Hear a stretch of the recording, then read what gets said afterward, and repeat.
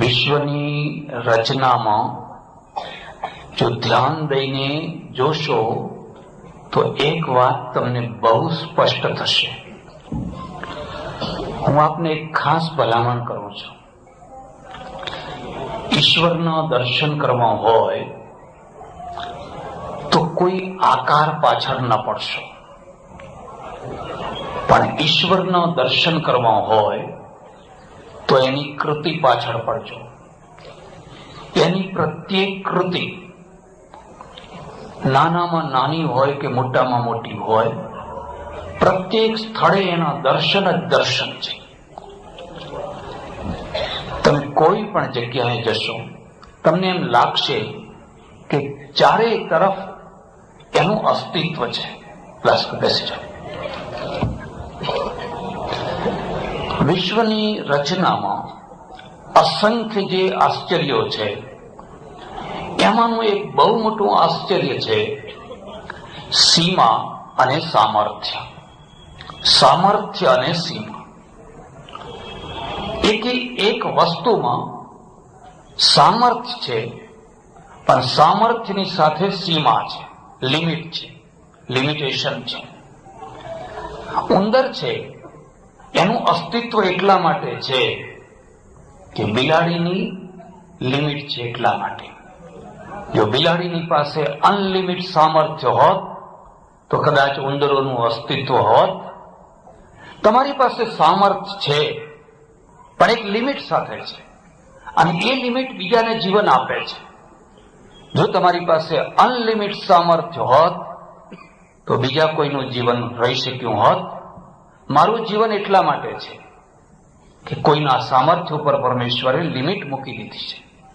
ચારે તરફ તમે આ વ્યવસ્થા જોશો, અને એ વ્યવસ્થામાંથી જીવનનું અસ્તિત્વ રહી શક્યું છે. તમે એક બીજી વાત જોશો, વાઘ છે, જંગલનો રાજા, સિંહ છે, દીપડો છે.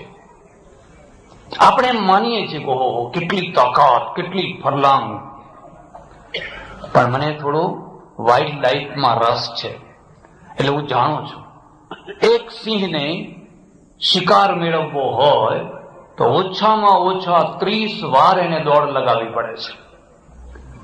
30 વાર દોડ્યા પછી એને માંડ શિકાર મળે છે.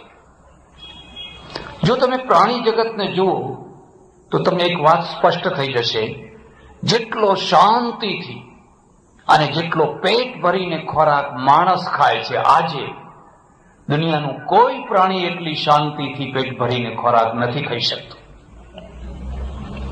આપણને એમ લાગે, પણ પ્રાણીઓ ભૂખે મરતા હોય છે, માંડ ખોરાક મળતો હોય છે. મળેલો ખોરાકને ઝડપી લેવા માટે બીજા પ્રાણીઓ હલ્લો બોલતા હોય છે. એમાંથી જે ખાધું દોડતા દોડતા ઉતાવળમાં જે ખાધું એ ખરું. એક માણસ જ એવો છે જેના ટેબલ ખુરશી સજાવેલા હોય છે, ઉપર પંખો હોય છે, ચમચા હોય છે, કાંટા હોય છે. જમીલોને એમ કહેનારા માણસો હોય છે. અને પછી ભાઈ શાંતિથી મ્યુઝિક વાગતું હોય, સંગીતમાં સુરાવરી હોય, અને વચ્ચે ધીમે ધીમે કપાટા લગાવતા કલાક, 1.5 કલાક, 2 કલાકે માણસ જમે છે. આટલી શાંતિથી દુનિયાનું કોઈ પ્રાણી જમી નથી શકતું. જો આ વાત મારી તમને સાચી લાગતી હોય તો એના નિશ્ચિત કારણો છે. અને નિશ્ચિત કારણો શું છે? પરમેશ્વરે જે લિમિટેશન મૂક્યા, એ લિમિટેશનની એકવાર નજર કરો. માનો કે હાથી છે, બહુ શક્તિશાળી છે, બહુ મોટો હાથી છે. કેટલું વજન ઉચકે? 50 મણ, 100 મણ, 150 મણ, 200 મણ. જો કે એટલું ના ઉચકે, પણ એક 50,000 મણ વજન ના ઉચકે. ચંદ્રમાં કે અંતરિક્ષમાં જનારું જે રોકેટ છે, એ રોકેટનું વજન એ ઉંચકીને અંતરિક્ષમાં ના જઈ શકે. એની લિમિટ છે. આવી ગઈ, લિમિટ પૂરી થઈ ગઈ. બુદ્ધિમાં બુદ્ધિ, બહુ બુદ્ધિશાળી પ્રાણી છે, ગોરીલો છે, ચિંપાંજી છે, બીજું વાંદરું છે. તમે એને ઘણું શીખવાડી શકો, સર્કસમાં બધું કરી શકો, પણ તમે એને કોઈ બેન્કિંગ વ્યવસ્થા ચલાવવા માટે કોઈ કમ્પ્યુટર ઉપર ના બેસાડી શકો કે વાંદરાભાઈ સ્ટેટ બેંક ઓફ ઇન્ડિયા છે, આજ કોઈ હર્ષદ મહેતાનો બહુ ડર નથી. તમે બેઠા બેઠા બેન્કિંગ વ્યવસ્થા ચલાવો તો એ બેન્કિંગ વ્યવસ્થા ના ચલાવી શકે, એની લિમિટ છે. એની પાસે બુદ્ધિ છે, પણ બુદ્ધિની એક લિમિટ છે. ચારે તરફ આ લિમિટ તમે જોશો. પણ માણસ છે ને, એ માણસની પાસે બવડાનું એટલું જોર નથી, હાથી જેટલું. એ ઘોડા જેટલો દોડી નથી શકતો, એ સિંહ જેટલી છલાંગ નથી લગાવી શકતો. પણ માણસને એક અનલિમિટ શક્તિ પરમેશ્વરે આપી. એનું નામ છે બુદ્ધિ, એનું નામ છે મસ્તિષ્ક, દિમાગ. અનલિમિટ. અને એ અનલિમિટ શક્તિના કારણે માણસ આજે સર્વોપરી થઈ શક્યો છે. એ હાથને ખેલ ખેલાવી શકે, સિંહને પાંજરામાં પૂરી શકે, બધા પ્રાણીઓ એની મુઠ્ઠીમાં નાચતા થઈ શકે, કારણ કે બધાના કરતા એની પાસે ઉત્તમમાં ઉત્તમ બુદ્ધિ છે. તમે કલ્પના કરી શકો છો માણસની પાસે કેટલી બુદ્ધિ છે. એક બીજી વાત યાદ રાખજો, તમારું શરીર જોખી શકાય, તમારી બુદ્ધિ જોખી શકાય ખરી? તમે કેટલી સ્પીડમાં દોડો છો એ પણ માપી શકાય, તમે કેટલો કૂદકો માર્યો એ પણ માપી શકાય, બધાનું માપ કાઢી શકાય. પણ તમારી પાસે કેટલી બુદ્ધિ છે એના માટેનો કોઈ નિશ્ચિત મેજરમેન્ટ છે કે લાવો આપણે ફૂટથી માપી લઈએ ને પછી માણસોને જુદા કરીએ, ભાઈ તું અહીં આવ, તું અહીં જા, તું અહીં જા. દુઃખ ન લગાડશો. ભારતના માટે પ્રાચીન કાળમાં ને આજે પણ કોઈ રડવાનો વિષય હોય તો એ છે કે એ એના રામાનુજનને ઓળખી નથી શકતો, એના નાર્લિકરને, એના હરગોવિંદ ખુરાનાને, એના રવિન્દ્રને, એના ગાંધીને, એના વિવેકાનંદને એ ઓળખી નથી શકતો. પશ્ચિમ વાળા ઓળખાવે કે આ તમારું રત્ન, આ તો મહાન રત્ન છે, તો આપણે કે અરે એ તો અમારું છે, અમારું. તમે શું સમજો છો? તમારી ભાગોળે પડેલી કેટલીય મૂર્તિઓ, કેટલાય ખંડેરો, જે મૂર્તિઓ સદીઓથી પડી છે અને જેનો ઉપયોગ ગામના છોકરા કરતા હોય છે, એ મૂર્તિઓ જયારે ચોરી છુપીથી પરદેશમાં જાય અને પરદેશમાં એના લાખ, 2 લાખ, 5 લાખ એવી કિંમત જયારે બોલાય અને આપણને ખબર પડે કે આપણી ભાગોળની મૂર્તિ પરદેશ વાળા લઈ ગયા, પાછી લાવો, આંદોલન કરો, પાછી લાવો, પાછી લાવો, પાછી લાવો. અમારા છોકરાઓને જરૂર છે. છોકરા શું ઉપયોગ કરે તમને ખબર છે? બધા કામની ભાગોળે પડ્યા હોય. જ્યાં સુધી પ્રજા પોતાના રત્નોને ઓળખી નહીં શકે ત્યાં સુધી એ કદી પણ દિમાગી અસ્મિતા પ્રાપ્ત નહીં કરી શકે. તમારી પાસે બુદ્ધિ નથી એમ નહીં, ઢગલા બંધ છે પણ એની કદર નથી. ફૂટપાથ ઉપર પગ ઘસે છે. આજે કેટલાય રામાનુજનો ફૂટપાથ ઉપર પગ ઘસે છે. અને મારી વાત ઉપર વિશ્વાસ ના હોય તો મુંબઈ જજો, રોજ સવારે એક જમ્બો જેટ અમેરિકા જાય છે અને એમાં એકાદ નાર્લિકર આ દેશને સલામ કરી નિરાશ થઈને જાય છે અને ત્યાં ગોઠવાઈ જાય છે, બહુ ઝડપથી આગળ આવે છે અને પછી કહે છે શું કરીએ, દેશમાં ઘણી કામ કરવાની ઈચ્છા હતી પણ દેશને અમારી જરૂર નથી. તો દેશને કોની જરૂર હતી? કોઈ કાકાનો, કોઈ મામાનો, કોઈ ફલાણો, કોઈ ફલાણો, કોઈ દક્ષિણા આપનારો. બસ બસ બસ, ભયો ભયો, બહુ થઈ ગયું, બહુ થઈ ગયું, ધન્ય થઈ ગયા. બુદ્ધિ જેવું કોઈ ધન નથી અને બુદ્ધિના નાશ જેવો કોઈ નાશ નથી. બુદ્ધિના વિકાસ જેવો કોઈ વિકાસ નથી. માણસની પાસે અનલિમિટ બુદ્ધિ છે. મારે જયારે પણ પરદેશ જવાનું થાય, મારો પ્રિય વિષય 2, ઇતિહાસ અને વિજ્ઞાન. હું સાયન્સ મ્યુઝિયમ જોવા જાઉં, સાયન્સની કેસેટો મગાવું. નોવા છે એક સંસ્થા, સાયન્સ ઉપર એટલી સરસ કેસેટો બનાવે, 3 કલાકમાં તમારી આંખનું બધું બતાવી દે.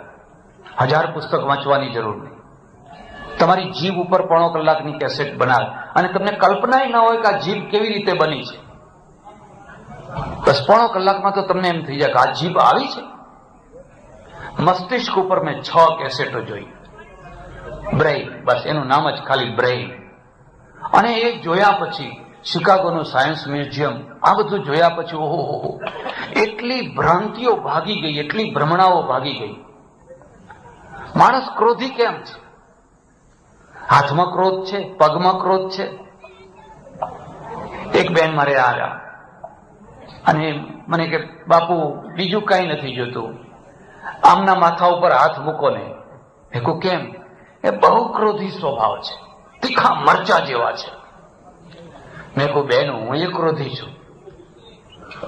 હે તમે ક્રોધી છો? મેં કહું હા, મને ક્રોધ ચડે છે, કારણ કે મારું અસ્તિત્વ છે. જે દિવસે મારું અસ્તિત્વ નહીં હોય મરદાને ક્રોધ ન ચડે, જીવતાને બધાને ક્રોધ ચડે. મારા બોલવાનો અનર્થ ન કરશો. ગાંધીજીને ક્રોધ ચડતો. એ તો જે ગાંધીજીની જોડે રહ્યા હોય ને, કસ્તુરબાનો હાથ પકડીને નીકળ, મારા ઘરમાંથી બહાર નીકળ. વાંચજો એમનો પ્રસંગ, વાંચજો. અને ગુનો પાછો પોતાનો, અપરાધ પોતાનો.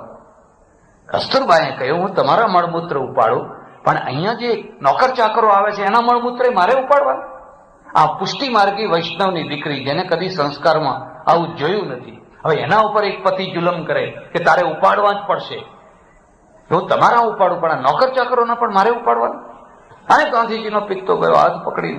અને તરત જ પેલા કસ્તુરબા કહે છે કે જરા શરમાવો, શરમાવો, આ લોકો તમને જુએ છે, શું કહેશે? અને હાથ ઢીલો થઈ ગયો. ઓહો હો. એક માણસ ક્રોધમાં જયારે બેભાન હતો, ત્યારે એક બીજી વ્યક્તિ છે અક્રોધમાં ભાનમાં હતી ને ભાન કરાવતી હતી.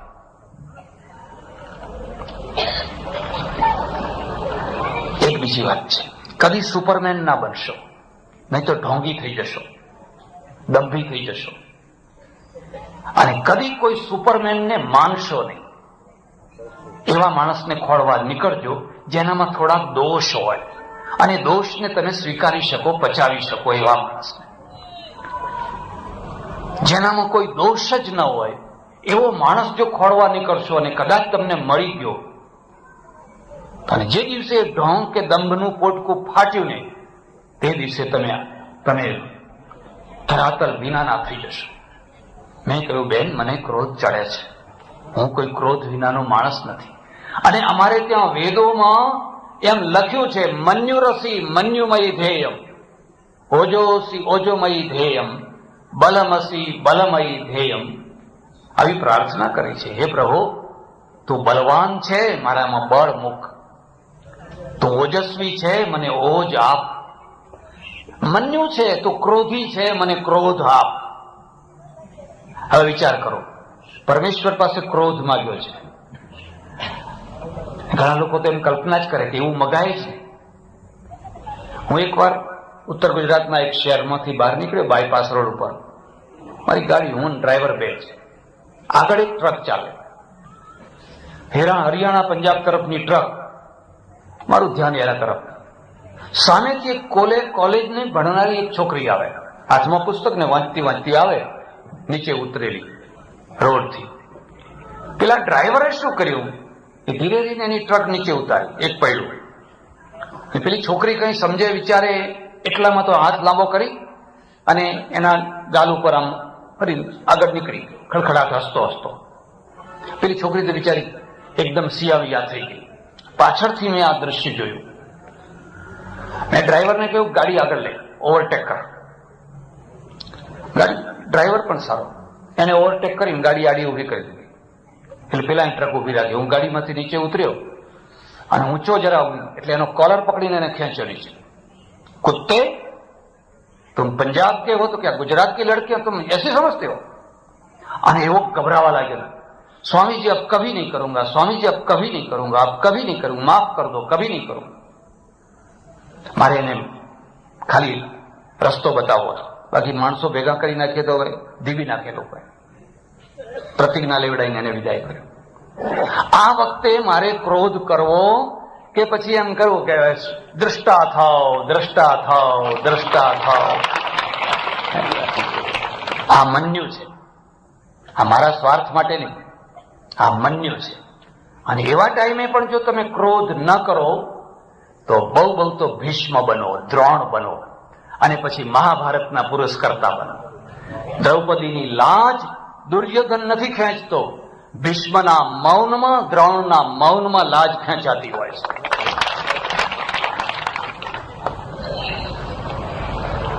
એટલે મેં જોયું કે માણસના અંદર ક્રોધની ધારી છે અને એટલે એનો સ્વભાવ ક્રોધી છે. એક બીજી વાત યાદ રાખજો, ઈશ્વર જયારે કોઈને કોઈ દોષ આપે છે તો બેલેન્સ બનાવવા માટે એને ગુણ આપે છે. મેં બેનને કહ્યું, જો બેન હવે આની પ્રકૃતિ છે, આ ક્રોધી છે, પ્રકૃતિ છે, હવે પનારું પડ્યું છે, યા તો પછી છૂટાછેડા કરો. ના કે મારે એવું તો નથી કરવું. એમ તો અમે કોઈ એક વાત સમજી લે, જો તું આના ક્રોધને સહન કરી લઈશ, પચાવી લઈશ, તો એનો એક બહુ મોટો ગુણ હશે, એ હંમેશા ઉદાર હશે. તમારે જોવું હોય તો જોજો, ક્રોધી માણસ છે ને બહુ જલ્દી ઉદાર થઈ જતો હોય છે. ગજવામાં હાથ નાખે જે આવે એ આપી દે. અને બહુ ઠંડો માણસ હોય ને, પાંચીઓ કાઢે તો મને કહેજો, પાંચીઓ જો કાઢે ગજવામાંથી તો મને કહેજો ને. તમે એમને ઠંડી માટી જેવા બેઠા હોય, તમે ગમે એમ કોને કે આ કેળવણી મંડળ, આપણે આ વધારવું છે, આમ કરવું છે, તેમ કરવું છે, ટગર ટગર જોયા કરે. એક દોષ આપે એના સાથે એક બેલેન્સ હોય છે. મોટા ભાગે તમે આ જોજો. પણ હું પુરુષોને કહું છું કે જો તમારા ઘરમાં કોઈ ક્રોધી પત્ની આવી હોય, એટલે તો ક્રોધી પતિ મળ્યો, ઠીક છે. ઘરમાં કોઈ કાળકામાં આવી હોય, ગભરાશો નહીં. એનું એક બેલેન્સ છે. એ ક્રોધ કરશે, તમારું ઘર નહીં ભીડાવા દે, એ વફાદારીથી રહેશે. એનો એક ગુણ છે. એટલે જ ક્રોધ કરી શકે છે, તમારું ઘર નહીં ભીડાવા દે. એ ગમે તેમ કરીને પણ તમારા ઘરનું રક્ષણ કરશે. હા, તમને બોલશે, આમ કરશે, તેમ કરશે, બધું કરશે. એક બેલેન્સ છે. ને અમારે ત્યાં નીતિકારોએ કહ્યું છે, દોષ અને અવગુણના બેલેન્સમાં જીવન છે. એકલા દોષો કોઈનામાં ના હોય, એકલા સદગુણો પણ કોઈનામાં ના હોય. બેયનું બેલેન્સ છે, એનું નામ જ જીવન છે.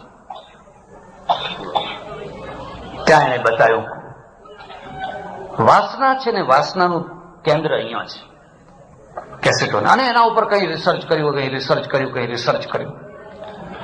અમે એમ માનીએ છીએ કે શંકરનું ત્રીજું નેત્ર છે એ અહીંયા છે, અને ત્યાં ભડકો થાય છે. વાસના બળે એનો ભડકો થાય છે. અને આને અમે આજ્ઞા ચક્ર કહીએ છીએ. બહુ વિજ્ઞાન અને તમારી જે વ્યાવહારિક વાતો છે એને એટલો નજીકનો મેળ છે. શરત એટલી છે કે તમે ધરતીને ના છોડો તો. આકાશમાં ઉડતા થયા તો ખલાસ, જીવન હાથમાંથી ગયું. પેલો એના રિસર્ચમાં બતાવે છે કે આ પોઈન્ટ ઉપર કોઈ સતત વૃત્તિનો મારો ચલાવે, જેને આપણે ધ્યાન કહીએ છીએ, તો ધીરે ધીરે ધીરે ધીરે ધીરે ધીરે એની જે વાસનાની જે શક્તિઓ છે એ મંદ થવા લાગે. અને વાસના મુક્તિ કે વાસના શિથિલતાનું પેલાને સુખ મળે, એને બહુ સુખ મળે, બહુ આનંદ આવે. એટલે આ ધ્યાનમાં લોકો કેમ બેસે છે, યોગ કેમ કરે છે, અને જો સફળતાપૂર્વક કર્યો હોય તો એનું આ પરિણામ આવી શકે. પણ એની સાથે એક બીજું રિસર્ચ પણ કહે છે કે આવા માણસની મહત્વાકાંક્ષા મરી જાય, ઈચ્છા શક્તિ ન્યૂન થઈ જાય. પછી કોલંબસ ના થાય, વાસ્કો ડી ગામો ના થાય, એડમંડ હિલેરી ના થાય, ભોંયરામાં પૂરાઈ દે. બસ એને કઈ કોઈ પત્ની ના ગમે, દુકાન ના ગમે, ધંધો ના ગમે, સંસાર ના ગમે. બસ એને એક જગ્યાએ બેસી રહેવાનું મન થાય.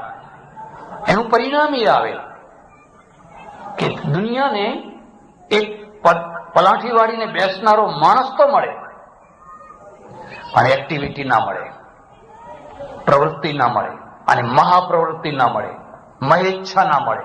કારણ કે મહેચ્છા બધી ન્યૂન, શું કરવું છે, કાંઈ ભેગું આવવાનું નથી, કોઈ કોઈનું નથી, બધા સ્વાર્થના સગા છે. મારે ત્યાં પાટીદારના છોકરાઓ આવે અને મેં એકને કહ્યું, અલ્યા આ એવરેસ્ટ શિખર ઉપર એડમંડ હિલેરી, તેનસિંગ શેરપા આ બધા ચડી ગયા, તમે કંઈક કરો ને, તમે કંઈક સાહસ બતાવો. તો એક છોકરાએ મને કહ્યું, ત્યાં શું દાટ્યું છે? એમ કે ત્યાં તો ઓક્સિજન નથી. એમ કે તમે કહો ક્યાં દાટ્યું છે? મને કે એની તરેટીમાં જો હોટલ બોટલ ચાલેલી હોય તો આપણને કહેજો, આપણે આ પેટુ પ્રજા થશે, આ પેટ ભરનારી પ્રજા થશે. જેનું હંમેશા ગણી કોઈ જગ્યાએ પેટ નોકરી મળી જાય, ધંધો મળી જાય, ફલાણું મળી જાય, બસ બસ જીવન ધન્ય થઈ. આ તો પેટું પ્રજા થશે. પેલો એડમંડ હિલેરી ત્યાં રોટલો ખાવા નતો ગયો. વાસ્કો ડી ગામા કે કોલંબસ રોટલાની શોધમાં નતા નીકળ્યા. અને જેનું આખું જીવન રોટલાની ચારે તરફ જ સ્થિર થઈ જાય છે ને, એની પાસેથી તમે કોઈ અપેક્ષા ના રાખી શકો. એવા ઉપદેશ આપીને પ્રજાને મારી નાખી શકાય. એટલે આ બીજી વાત તમને કહું છું, જો તમે ગ્રહસ્થાશ્રમી હોવ, ધ્યાન કરજો. 10 મિનિટ, 15 મિનિટ, અડધો કલાક, કદી પણ 4 કલાક, 3 કલાક, 2 કલાક ભોયરામાં પુરાઈ ના રહેશો. નહીં તો ના ઘરના રહેશો, ના ઘાટના રહેશો, ના દુકાનના રહેશો, ના પત્નીના રહેશો, ના બાળ બચ્ચાના રહેશો. ધીરે ધીરે ધીરે તમારી જે ઉર્જા કેન્દ્ર છે ને, એમાં શિથિલતા આવશે અને પછી તમને ડલ જેવું પડ્યું રહેવાનું ગમશે.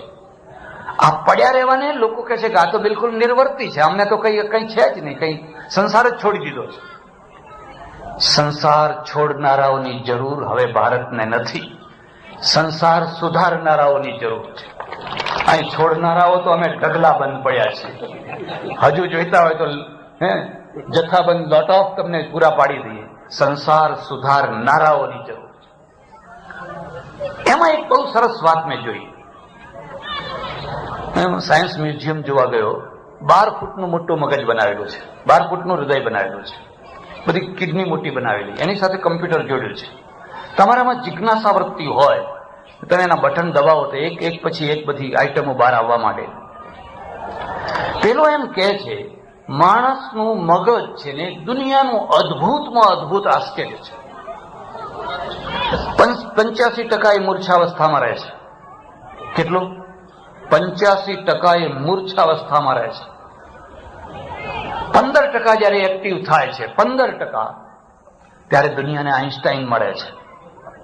લોકો આશ્ચર્ય થઈ જાય, ઓ એક શંકરાચાર્ય મળે છે, એક હેમચંદ્રાચાર્ય મળે છે.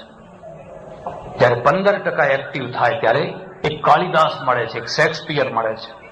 આપણે આંખો ફાડીને જોયા કરીએ અને ખરેખર એ 15% હોય, 85% તો હજુ મૂર્છા અવસ્થામાં છે. હવે જો 15%માં કોઈ આઈન્સ્ટાઈન થતું હોય તો હું ને તમે કેટલા ટકામાં હશું?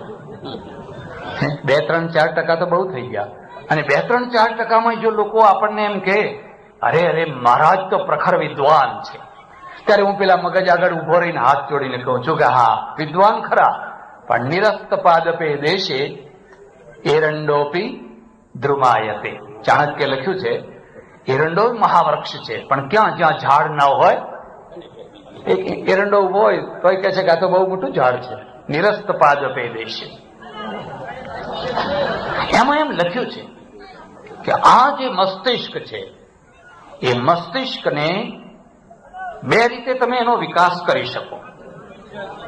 2 રીતે. જેમ શરીરનો વ્યાયામ કરીને પહેલવાન થઈ શકો, એમ મસ્તિષ્ક છે એને તમે 2 રીતે વિકસિત કરી શકો. એક તો જન્મજાત વિકસિત મસ્તિષ્ક. જન્મજાત. અમારે ત્યાં 2 પ્રકારના શિવલિંગ હોય છે, એક સ્વયંભૂ અને એક સ્થાપિત.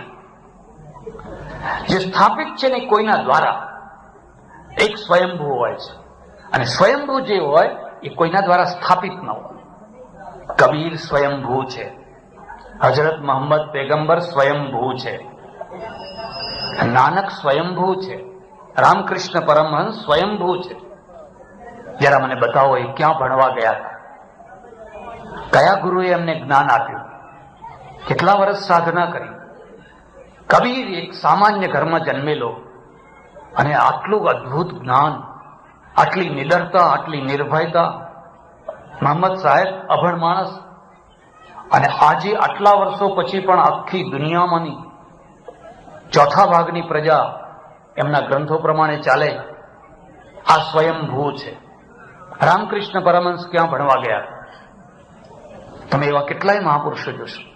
આજે પણ તમે ગામડામાં જઈને જુઓ, એવા કેટલાય માણસો હશે બિલકુલ અભણ હોય પણ વકીલોને ચૂપ કરી દે, ભલભલા વકીલોની બોલતી બંધ કરી દે. હોય કે ના હોય? અને ઘણા વકીલો હોય, ઘણું ભણ્યા હોય, પણ કોર્ટમાં રજૂઆત કરતા જ ના આવડે, એટલે એમની ઓફિસમાં બેઠા બેઠા માખીઓ મારતા હોય. કોર્ટમાં રજૂઆત કરવાની ક્ષમતા જોઈએ ને. પેલો સ્વયંભૂ છે. નરસિંહ સ્વયંભૂ છે. નરસિંહના પદો ઉપર આજે પીએચડી થાય છે. અને નરસિંહ પોતે પીએચડી થયેલો હતો. એક તો પદ રચી જુઓ, ઊંચી મેળી તે મારા સંતની. ઓહો, શું નાભીમાંથી કઈ વાણી નીકળે છે. અડધા ઓઢ્યા અડધા પાથર્યા, અડધા ઉપર ઓઢાડ્યા રા. નથી તરાપો નથી તુંબડું, નથી ઉતર્યાનો આરોરા. નરસિંહ મહેતાના સ્વામી શામળા, તમે પાર ઉતારો જા. કઈ મહેનતથી આ કવિતા, આ કાવ્યો લખ્યા હતા. તો નાભીમાંથી નીકળેલી વાણી છે. અને સૌરાષ્ટ્રની ધરતી ઉપર ખેતરોમાં હળ હાંકતા હાંકતા કે હાથમાં દાતરડું કે બધું કામ કરતા કરતા જે ચારણી, સોરઠાઓ, દુહાઓ, છંદો, ચોપાઈઓ વગેરે વગેરે જે નીકળ્યા, કેમ આજે આખા ગુજરાતમાં એનો ડંકો છે. એ બધું તો સહજ રીતે સ્ફૂર્ત છે. એટલે એક વાત યાદ રાખજો, એક જે બુદ્ધિ છે એ સહજ મળેલી છે, એક બીજી છે સહજ થોડી મળી છે, પણ એને કેળવવામાં આવી છે. અને કેળવતા કેળવતા કેળવતા ટ્રેનિંગ લેતા લેતા લેતા એ અમુક કક્ષાએ પહોંચ્યો છે. હાથીને પણ જો ટ્રેનિંગ આપો તો સ્ટૂલ ઉપર ઉભો થઈ જાય, પણ એથી વધારે ના થઈ શકે. પછી તમે એમ ઈચ્છો કે હાથી બેઠો બેઠો અમારી ઓફિસ ચલાવે તો એ ના ચલાવી શકે. પણ માણસને ટ્રેનિંગ આપી હોય તો માણસ ઘણું થઈ શકે છે. એન્જિનિયર થઈ શકે, વકીલ થઈ શકે, ડોક્ટર થઈ શકે. આ ટ્રેનિંગ છે. પણ પેલી જે અગાધ બુદ્ધિ છે, સ્વયંભૂ બુદ્ધિ છે, એ શું છે? અને ત્યારે પછી એના માટે કહે છે કે ભાઈ એ જીનેટિક છે, આનુવંશિક છે, જીનેટિક છે. જરા વાતને સમજો. તમારી ચામડીનો રંગ તમારા બાળકમાં ઉતરી જાય છે. તમારી ઊંચાઈ, તમારી જાડાઈ, તમારી પાતળુપણું, તમારી ચાલ, તમારી આંખો, તમારું નાક તમારા બાળકમાં ઉતરી આવે છે. જો આ બધું ઉતરી આવે છે તો તમારી બુદ્ધિ ઉતરી આવે કે ના આવે? તમારી બુદ્ધિ ઉતરી આવે કે ના આવે? અને જો એ બુદ્ધિ ઉતરી આવે તો એને જીનેટિક કહેવાય. મારે આશ્રમમાં એક ગાય હતી. એના દૂધનો 11 ફેટ આવે. મેં ડેરીના ચેરમેનને વાત કરી એકવાર, તો માન્યમ ના, મને કે હોય જ નહીં. ગાયનો 4-5 તો બહુ થઈ ગયો. ભેંસનો નથી આવતો. અને મારી ગાયનો આવે છે. ટેસ્ટ કરાયો, ખરેખર સાચી વાત નીકળી.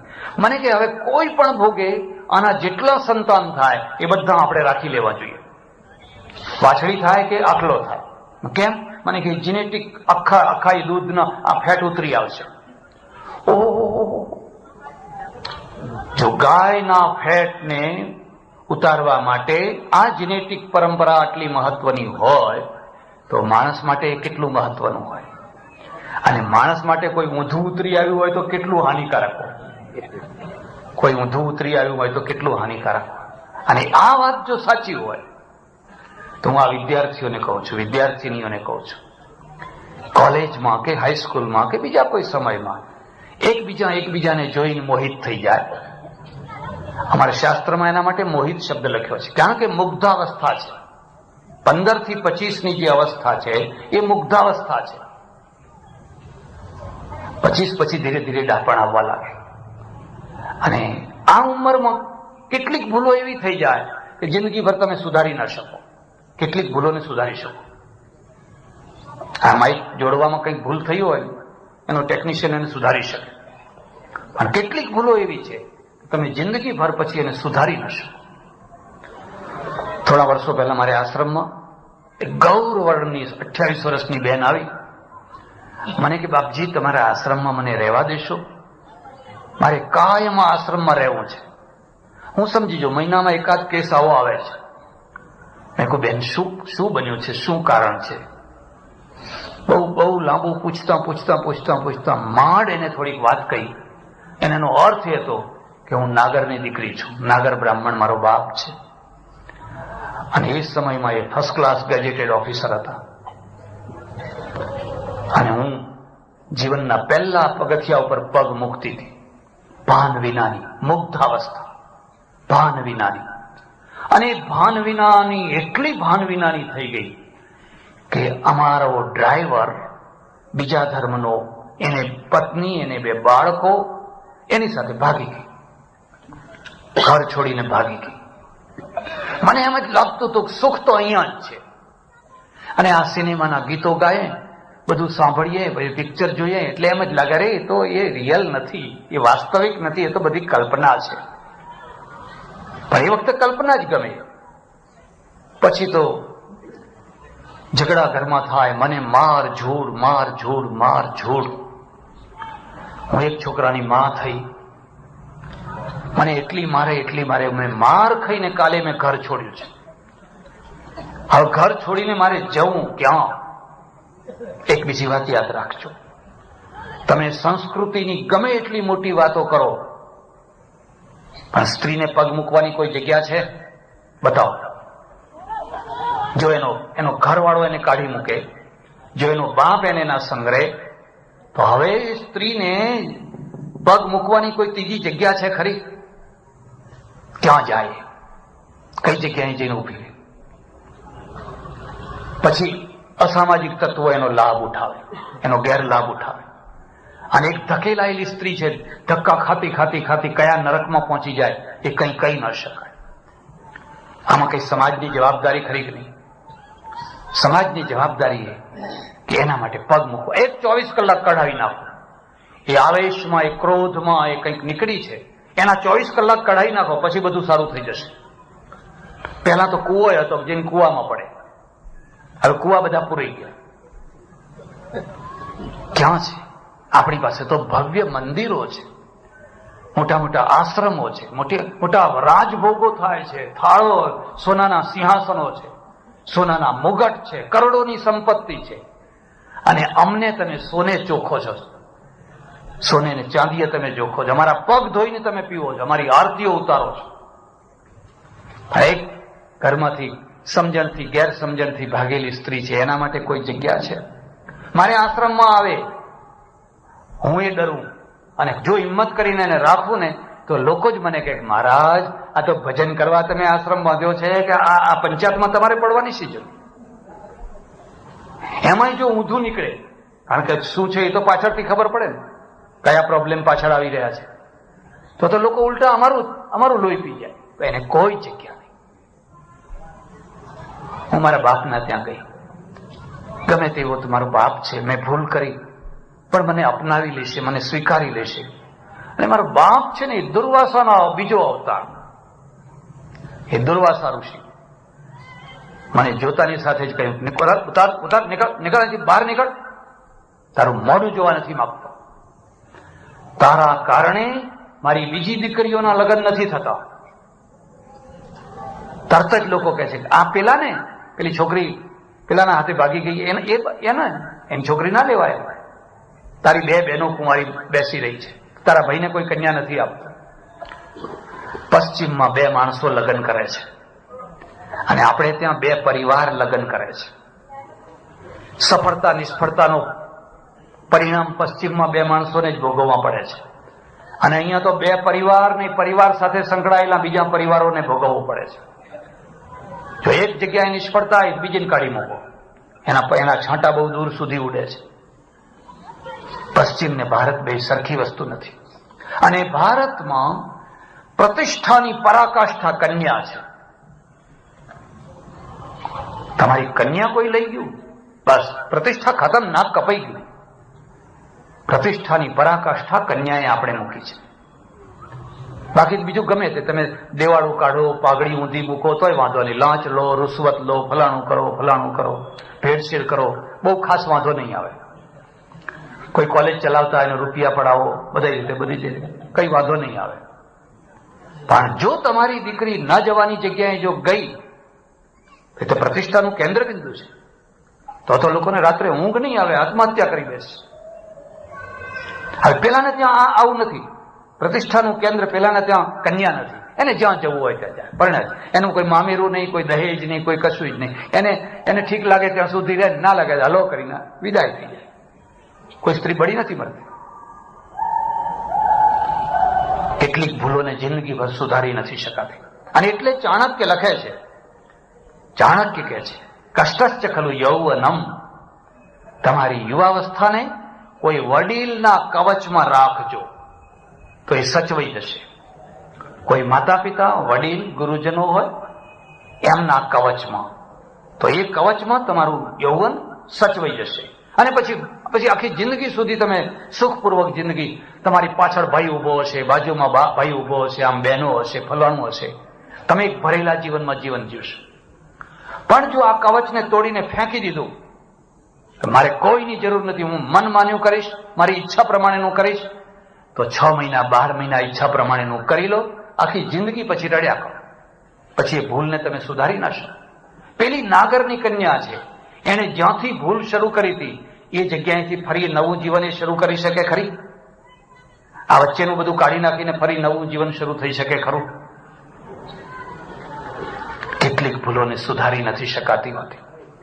અને જે ભૂલો થવાની મોટી શક્યતા હોય છે એવા ટાઈમમાં એ વડીલોને આધીન રહે. એ એમના પૂર્વજ છે, એમના રક્ષક છે. એટલે માણસની પાસે જે બે પરંપરાઓ, એક તો જેને તમે ઘડો અને ઘાટ મળે એ બુદ્ધિની કેળવણી છે, અને એક પેલી જીનેટિક છે. અને જો જીનેટિક છે તો તમે તો ખાલી રૂપ જોયું, બીજું શું જોયું તમે? અને વડીલો છે ને એ એની 7 પેઢી જોવે, એનું કુળ જોવે, એનું કુળ જોવે. અને એમાં જોવા જેવું છે, જો ઘોડીનું કુળ જોવાતું હોય, ભેંસનું જોવાતું હોય, ગાયનું જોવાતું હોય, જોવા છો કે નથી જોતા? પૂછી જુઓ, ઘોડીઓ રાખનારને પૂછી જુઓ, ભેંસો જોનારને જો પૂછી જુઓ. આ ગીર ઓલાદની ગાય છે, આ ગીર ઓલાદ છે, આ ફલાણી ઓલાદ છે, આ ફલાણી ઓલાદ છે. અને એટલે તમારા ઘરમાં જઈને જોવું હોય તો જોજો, પુરુષ અને સ્ત્રી બેમાંથી એકેની આંખ ત્રાંસી નથી. છોકરું ત્રાંસી આંખ વાળું આવ્યું, તપાસ કરો. 7 પેઢીમાં કોઈને ત્રાંસી આંખ હશે. કારણ કે જીનેટિક જે છે ને એ કૂદકો મારે છે. તમારામાં ન હોય અને 4થી પેઢીમાં હોય તો કૂદકો મારીને અહીં આવી જાય. કોઈ ડોક્ટરોને પૂછી જોજો, એ કૂદકો મારે છે. તમે બે સારા છો, પણ છોકરું અડધું ગાંડું નીકળ્યું. હવે આ અડધું ગાંડું કેમ નીકળ્યું? તમે 7 પેઢીમાં જોઈ આવો, કોઈને કોઈ વચ્ચે થોડુંક એવું અડધા મગજવાળું માણસ આવી ગયો છે અને એના ગુણો છે એ કૂદકો મારીને એમાં આવી ગયો. મા બાપ આ જોવે, જે છોકરાઓને ના ખબર હોય, મા બાપ આ જોવે. ત્યારે થોડાક સમય પહેલા, 1 મહિનો થઈ ગયો હશે, BBC ઉપર મેં એક કાર્યક્રમ સાંભળ્યો. એનો એક કાર્યક્રમ હોય છે ખોજ. એ કંઈક નવી વસ્તુ એક ખોડી લાવે છે. અને તે દિવસે ખોજનો કાર્યક્રમ હતો. આખી દુનિયાના તમામ જે માણસો છે એ બધાની બુદ્ધિ એક સરખી છે, એક સરખી કરી શકાય એમ છે. ચાલો આપણે ખવડાવો બધાને બદામ. અમરેલીના એક છોકરાને બદામ ખવડાવો. જો બદામ ખાવાથી છોકરામાં બુદ્ધિ આવતી હોત તો પૈસાદારના છોકરા આડા ઠોઠ નીકળતો જ નહીં. પહેલો નંબર આવનાર તો કોઈ મ્યુનિસિપાલિટીની લાઇટ ઉપર ભણનારો હોય છે. એની પાસે નથી ફી ભરવાના પૈસા હોતા, નથી ડ્રેસ લાવવાના પૈસા હોતા. એ તો ઉભો રાત્રે ભણતો હોય છે. એક બીજી વાત પણ યાદ રાખજો, સાધનામાં ઘણી સગવડો બાધક બનતી હોય છે. સાધનાનો સૌથી મોટામાં મોટો મિત્ર અગવડો છે. અગવડો વચ્ચે તમે સાધના કરી શક્યા તો તમે સાધક છો. અને જો સગવડો ખોળવા નીકળ્યા તો તમે બીજા બધું થઈ શકો, પણ સાધક ના થઈ શકો.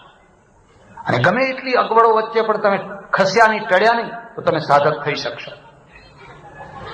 ગાંધીજીના આશ્રમમાં સાબરમતીમાં 3 છોકરાઓ આવ્યા. યાર નવા આફ્રિકાથી આવેલા, નવો આશ્રમ કરેલો. 3 છોકરાઓ આવ્યા, કોલેજના 3 સુખી ઘરના. અને ગાંધીજી છે ને પેલા તકિયા ઉપર બેસતા. ગાદી તકિયો ખરો ને, આપણી જૂની પદ્ધતિ. આમ ચશ્માથી જોયું, કેમ આવ્યા છો? આખું જીવન દેશને સમર્પિત. તમે દેશ માટે આટલું કરો છો, તમારે આખા આ દેશને સમર્પિત થઈ જવું છે. ગાંધીજી કશો વાંધો નહીં, જાઓ પેલી ઈંટો પડી ને એ બધી ગણો, કેટલી ઈંટો ગણો. એમ 3 ઈંટો ગણવા મોકલી દીધા. હું તમને એક બીજી વાત કહું છું, કોઈના સાથે સંબંધ બંધાય તો શરૂઆતમાં જેટલા કઠોર થવાય એટલા કઠોર થજો, અને પછી કોમળ થજો, તો તમારી કોમળતા દીપી ઉઠશે. અને શરૂઆતમાં બહુ કોમળ થયા અને પછી જો કઠોર થવા ગયા ને, ખલાસ, સંબંધ તૂટી જશે, સંબંધ નહીં ચાલી શકે. પહેલા જેટલા કઠોર થવાય એટલું થજો. અને કઠોરનો પીરિયડ પાર કરી દે એ જ માણસ સંબંધ નિભાવશે એમ સમજી લેવાનું. જે કઠોરતાનો પીરિયડ પાર નહીં કરી શકે એ સંબંધ નહીં નિભાવી શકે. ત્રણેય ગયા, ઈંટો ગણવા માંડ્યા. એટલે એકબીજાનું સામું જોયું કે આ દેશ સેવા કહેવાય? આવી દેશ સેવા હોય? આવું કામ કરવા માટે આપણે કોલેજ છોડી છે? 100-200 ગણી એક છોકરો ભાગી ગયો, હાથ લાલ ચોળ થઈ ગયા. બીજો ભાગી ગયો. હવે જે ઈંટો રહી એ એકલા જ છોકરાને ગણવાની રહી, કારણ કે 3 વધતો તો ત્રણેયના ભાગમાં આવી જશે. એ બિચારો ગણ ગણ ગણ ગણ કરે, કલાક થાય ને પેલો ડોહો આમ જોવે, ગણે છે. પાણીનો ભાવ ના પૂછે, ખાવાનો ભાવ તો દૂર રહ્યો, પાણીનો ભાવ ના પૂછે. 1 વાગે જયારે બધી ઈંટો ગણાઈ ગઈ પછી આવી કે આટલી ઈંટો થઈ, સારું આશ્રમમાં તમને પ્રવેશ મળી ગયો, કરો હવે કામ. એનું નામ મહાદેવ દેસાઈ. અને પેલા બે નું ખબર નહીં શું નામ હતું. પેલા બે તો ગયા, ખબર નહીં એમનું શું નામ હતું. એક મહાદેવ દેસાઈ. સંતને સંતપણા રે નથી મફતમાં મળતા. જો અમારા બધાને લાડવા ખાવા ખવડાવે, તમે બધા જોઈએ કે સરસ છે. સંતને સંતપણા રે નથી મફતમાં. આ સંત નીકળ્યા મહાદેવ દેસાઈ, અને ઠેઠ સુધી પાર પાડી દીધી આખી આગાખાન મહેલ. એટલે 2 પરંપરાઓ છે, અને 2 પરંપરામાં જે આ જેનેટિક પરંપરા છે, બીબીસી વાળો એમ કે છે કે આખી દુનિયાની તમામ બુદ્ધિ છે, એ બધી બુદ્ધિને તમે એક સરખી કરી શકો, એક સરખી છે એનું કેલ્ક્યુલેશન કરી શકાય. અને પછી એ પોતે જ કે છે હા, અસંખ્ય વિદ્વાનો, અસંખ્ય વૈજ્ઞાનિકોએ જે રિસર્ચ કર્યું એના દ્વારા આવું કેલ્ક્યુલેશન નીકળ્યું છે. સૌથી વધુમાં વધુ બુદ્ધિ છે ને એ જાપાનીઓ પાસે છે. Made in Japan, made in Japan, made in Japan, made in Japan. હું હમણાં ઠેઠ દક્ષિણ અમેરિકા ફરીને આવ્યો, અર્જેન્ટિના, ઉરુગ્વે, બ્રાઝિલ, ગ્વાટેમાલા. જ્યાં જુઓ ત્યાં જાપાન જાપાન જાપાન, એની બધી જાહેર ખબરો જાપાન, ગાડીઓ એની, માઇક એના, કેમેરા એના, ટેપ રેકોર્ડર એના, બધું જ્યાં જુઓ ત્યાં જાપાન. હું ધારી જોઉં કોઈ જગ્યાએ મેડ ઇન ઇન્ડિયા લખ્યું છે? કોઈ જગ્યાએ made in India, made in India કે ના, હજુ નથી લખ્યું. પણ તમે ચિંતા ના કરશો, લખાશે.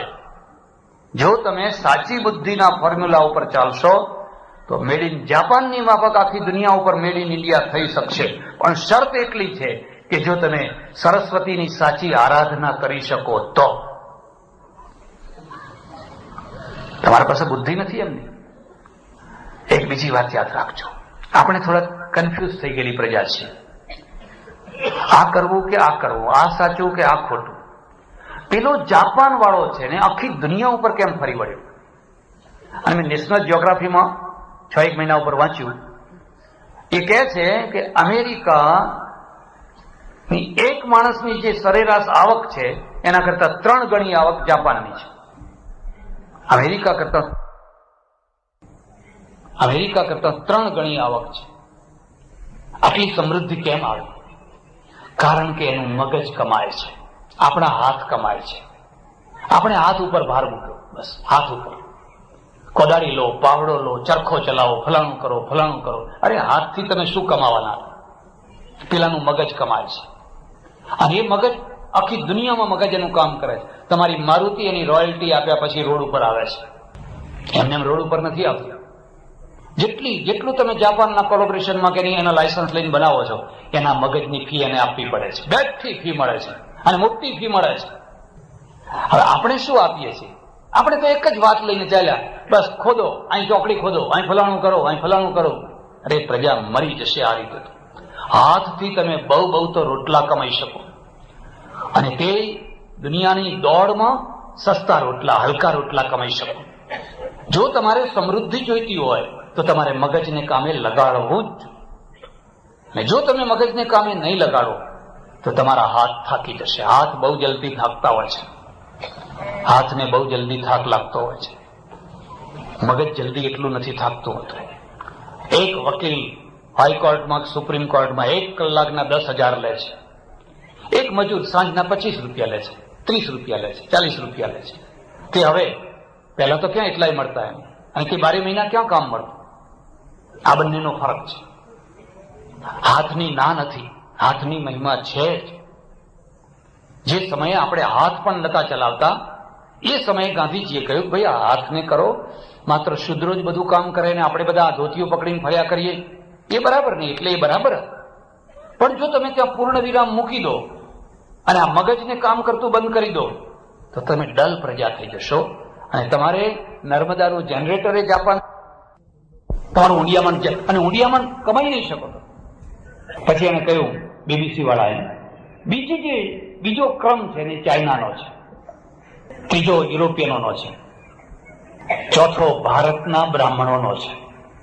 બહુ બુદ્ધિશાળી પ્રજા, પણ બુદ્ધિ હોવા છતાંય કેમ ડલ થઈ ગઈ એ પણ હું તમને કહું. તમારી પાસે ઘણી બુદ્ધિ છે, પણ જો એને પ્રોત્સાહન આપવામાં ના આવે તો એ મૂર્છા થઈ જાય. કેવી રીતે મૂર્છિત થઈ ગઈ? આજથી 50 વર્ષ 100 વર્ષ ઉપર. આ ચલાલા તો બહુ મોટું ગામ છે, પણ છતાંય તમે તપાસ કરજો. તમારે ત્યાં પ્રાથમિક શાળા બહુ પહેલા ક્યારે શરૂ થઈ? વધુમાં વધુ 100 વર્ષ, 122 વર્ષ પહેલા શું હતું ચલાલા? સ્કૂલ જ નથી. અને 122 વર્ષ પહેલા જયારે સ્કૂલ શરૂ થઈ ત્યારે એમાં ભણનારા 2-4 છોકરા હશે, વાણિયા બ્રાહ્મણના, બીજા કોઈના નહીં. પટેલના નહીં, ફલાણા નહીં, મોચીના નહીં, સુથારના નહીં, લુહારના નહીં. એમને જરૂર જ નહીં. તો આ બેની શું જરૂર હતી? કે બ્રાહ્મણને ટીપણું જોવા માટે અને વાણિયાને ચોપડો લખવા માટે. 4 ચોપડી તો ઘણી થઈ, લખતા વાંચતા આવડે એટલે બહુ થઈ. એ ચોપડો લખે અને બ્રાહ્મણને ટીપણું જોવાનું. ટીપણું એટલા માટે જોવાનું કે આ પટેલોને ભેંસ ખરીદવી હોય તો એ ટીપણા વાળા પાસે આવે, મારે કઈ ભેંસ ઉપર લેણું છે, ખરું ને પૂછી જો. ગરડા માણસો એમને પૂછી જો. એ પેલું ટીપણું જોઈને અમે બધું જોયેલું એટલે હું તમને કહું છું, એમને નથી કહેતો. પટેલ તમારે ભૂરી ભેંસ ઉપર લેણું છે, પછી કાળી ભેંસ સારામાં સારી મળતી હોય તો એ ના લે. નિર્ણય શક્તિ ખતમ. પ્રજા આ રીતે મળતી હોય છે. નિર્ણય શક્તિ ખતમ. નિર્ણય શક્તિ પેલા ટીપણામાં આવી ગઈ. ત્યાં પૂછો, આજે મંત્રીઓની આ દશા છે. આજે આ ગાંધીનગર ને દિલ્હી વાળા મંત્રીઓની આ દશા છે કે અમારે શું કરવું. એકવાર એક માણસ મારી પાસે આવ્યો, મને કે બાપજી કશી સૂઝ નથી પડતી, મારે લોખંડનો ધંધો કરવો કે કાપડનો ધંધો કરવો કે કોઈ બીજો ધંધો કરવો કે કશી સૂઝ નથી પડતી, તમે કહો એ ધંધો કરું. કે કોઈ બીજો ધંધો કરવો કે કશી સૂઝ નથી પડતી, તમે કહો એ ધંધો કરું. તો મેં કહ્યું અલ્યા જો મને ધંધો આવડ્યો હોત તો આ ધંધો શું કામ લો થયું? અરે કોઈ ધંધો ના આવડ્યો ત્યારે મેં આ ધંધો લીધો. પણ હવે એ તો છોડે જ નહીં. મને કે ના બાપુ, તમે આંખ મીચીને જે કહેશો ને એ જ હું કરીશ. કેટલીક વાર અમારે પછી બલા છોડાવવાની હોય છે. મને કે તમે કહો, તમારા મોઢામાંથી જે નીકળે ને આંખ મીચીને મારે એ ધંધો કરવો. તમને ખબર નહીં હોય. ઘણા લોકો અમારી પાસે આંકડા લેવા આવે અને હું તો ઘણી વાર લોકોને કહું છું, ખાસ કરીને છોકરાઓને કહું છું, બીએડ થયા પછી અનેક ઇન્ટરવ્યુ આપ્યા પછી જો પગ થાકી ગયા હોય ને કોઈ નોકરી ના મળતી હોય તો પાણી મંતરવાનો ધંધો કરો. આ દેશમાં તો ખૂબ ચાલે છે, હજુ ચાલે છે. અને આંકડા આપનારને તમે કશું ના આપો ને, ગાળ આપો ને તો ગાળમાંથી આંકડો બનાવી દે. ગાળમાંથી પછી એક આંકડો બનાવી દે કે આનો મિનિંગ આમ થાય. મને થયું આ બલાને કેમ છોડાવવું હવે, કેવી રીતે? પછી મેં કહ્યું એક કામ કરો, આવડી વાટકી લો, એક બ્રશ લો, એક દર્પણ લો, એક સાબુ લો. સમજી ગયા? આ ધંધો તમારા માટે સારો રહેશે. મને કે મહારાજ મને આવો ધંધો બતાવ્યો. મેં કહ્યું તારામાં જો પાશેરી અક્કલ હોત ને તો જેને ધંધાની કશી સૂઝ જ નથી એને ધંધો ના પૂછાય. કોઈ અનુભવી શેઠિયાને પૂછો, કોઈ અનુભવી હોય એને પૂછવાનો હોય. મને પૂછે છે ત્યારે આ બે પરંપરાઓ. એક પેલી જે જીનેટિક પરંપરા તો પેલા ટીપણામાં, અને ટીપણું પ્રજાના મગજ ઉપર એટલું સવાર થઈ ગયેલું કે ગામ જવું હોય તો ક્યારે જવું, કઈ દિશામાં જવું હોય તો ક્યારે જવું, ફલાણું કરવું તો ક્યારે કરવું, ચોપડા ક્યારે લાવવા, ગાદી ક્યારે બિછાવવી, ફલાણું ક્યારે કરવું, બધું જ ટીપણાને આધીન. એના પરિણામ તમે જાણો છો. અને હું તો એક તમને ખાસ સલાહ આપું છું, જે દિવસે લગ્નનો મુહૂર્ત હોય જ નહીં એ દિવસે દીકરી પરણાવો. મેં બધું કાળ ચોઘડિયામાં, મારા આશ્રમમાં બધું કાળ ચોઘડિયામાં કર્યું છે. કંઈ કરતા લોકોના મગજમાંથી આ ભૂત નીકળે છે. લોકો મને શું કહે, મને કે મારે તમે તો ગમે એમ કરો, પણ તમારે શું એમ કે અમારે તો બધો વિચાર કરવો પડે. પરદેશમાં તો કોઈ નથી વિચાર કરતા, તો આખો દિવસ ગમે ત્યારે જાય આવે છે. મારી વાત ઉપર વિશ્વાસ કરો. જે દિવસે બિલકુલ મુહૂર્ત ના આવતું હોય તે દિવસે દીકરી પરણાવો. જુઓ, માંડવા વાળો નવરો મળશે, રસોઈયા નવરા, બેન્ડ વાળા નવરા, બધું તમને સરળ મળી રહેશે. હવે એક સાથે ચલાલામાં 200 લગ્ન હોય તો વાડીઓ ક્યાંથી લાવવી, મંડપો ક્યાંથી લાવવા, રસોઈયા ક્યાંથી? 200 લગ્નો, 1,000. હિંમત કરો. એવું કશું નથી કે 1.5 કલાકમાં શુભમાંથી લાભ થઈ જાય, લાભમાંથી રોગ થઈ જાય કે કાળ થઈ જાય. એવું કોઈ રસાયણ બદલાઈ નથી જતું. આ ચોઘડિયા અમારા નથી, અમારા હિન્દુ જ્યોતિષના નથી, આ તો જૈનોના છે. અને એટલો સજ્જડ બેસી ગયા છે કે લોકો ચોઘડિયા જ જોયા કરે. અને મારી વાત ઉપર વિશ્વાસ રાખો. ઘરમાં કદી પંચાંગ ના રાખશો, કોઈ દિવસ જરૂર નહીં તો તમે વહેમમાં ને વહેમમાં મરી જશો. એમાં એટલા બધા વહેમ લખેલા છે કે આ દિશામાં જાઓ તો આમ નડે ને, આ દિશામાં જાઓ તો આમ નડે ને, હામું આ મળ્યું હોય તો આમ થાય ને, ફલાણું આમ મળ્યું હોય તો આમ મળ્યું. આ તે મગજ બગાડવાનો ધંધો છે. કોઈ દિવસ 2 તારીખો જોઈ, ભાઈ આજે 13મી તારીખ છે કે 14મી છે. જૈનો તો 8મ માટે લડી મરે, 14 માટે લડી મરે, દિવાળી અમારે દિવાળીઓ માટે લડી મરે. બંધ કરો, ભલા થાઓ. એના કારણે શું ફાયદો થાય છે? અવ્યાવહારિકતા, બધું ડબલ ને ડબલ ને ડબલ ને ડબલ. આપણો રાષ્ટ્રીય સમજ છે, એને સ્વીકાર કરો. એમાંય કોઈ ડબલ ડબલ નથી. અને છતાં બધું 12 મહિને બરાબર મેળ બેસી જાય છે. જરૂર છે અંધશ્રદ્ધાને વહેમોમાંથી પ્રજાને બહાર કાઢવાની. શ્રદ્ધા નહીં, શ્રદ્ધા હોવી જ જોઈએ.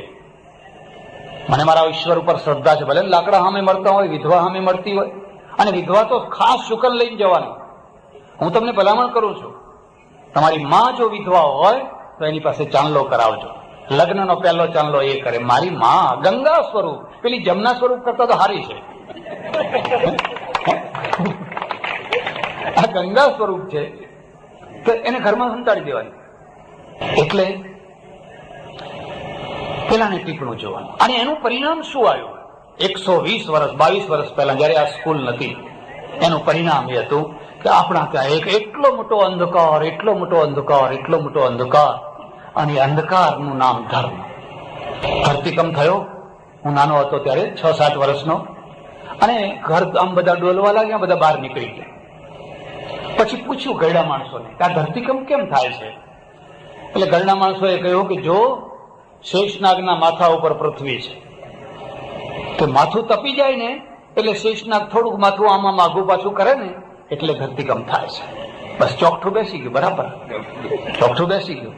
કારણ કે નિદાન જ એવું છે, નિદાન જ્યાં સુધી સારું નહીં હોય તમે કોઈ દિવસ સાચી દવા નહીં કરી શકો.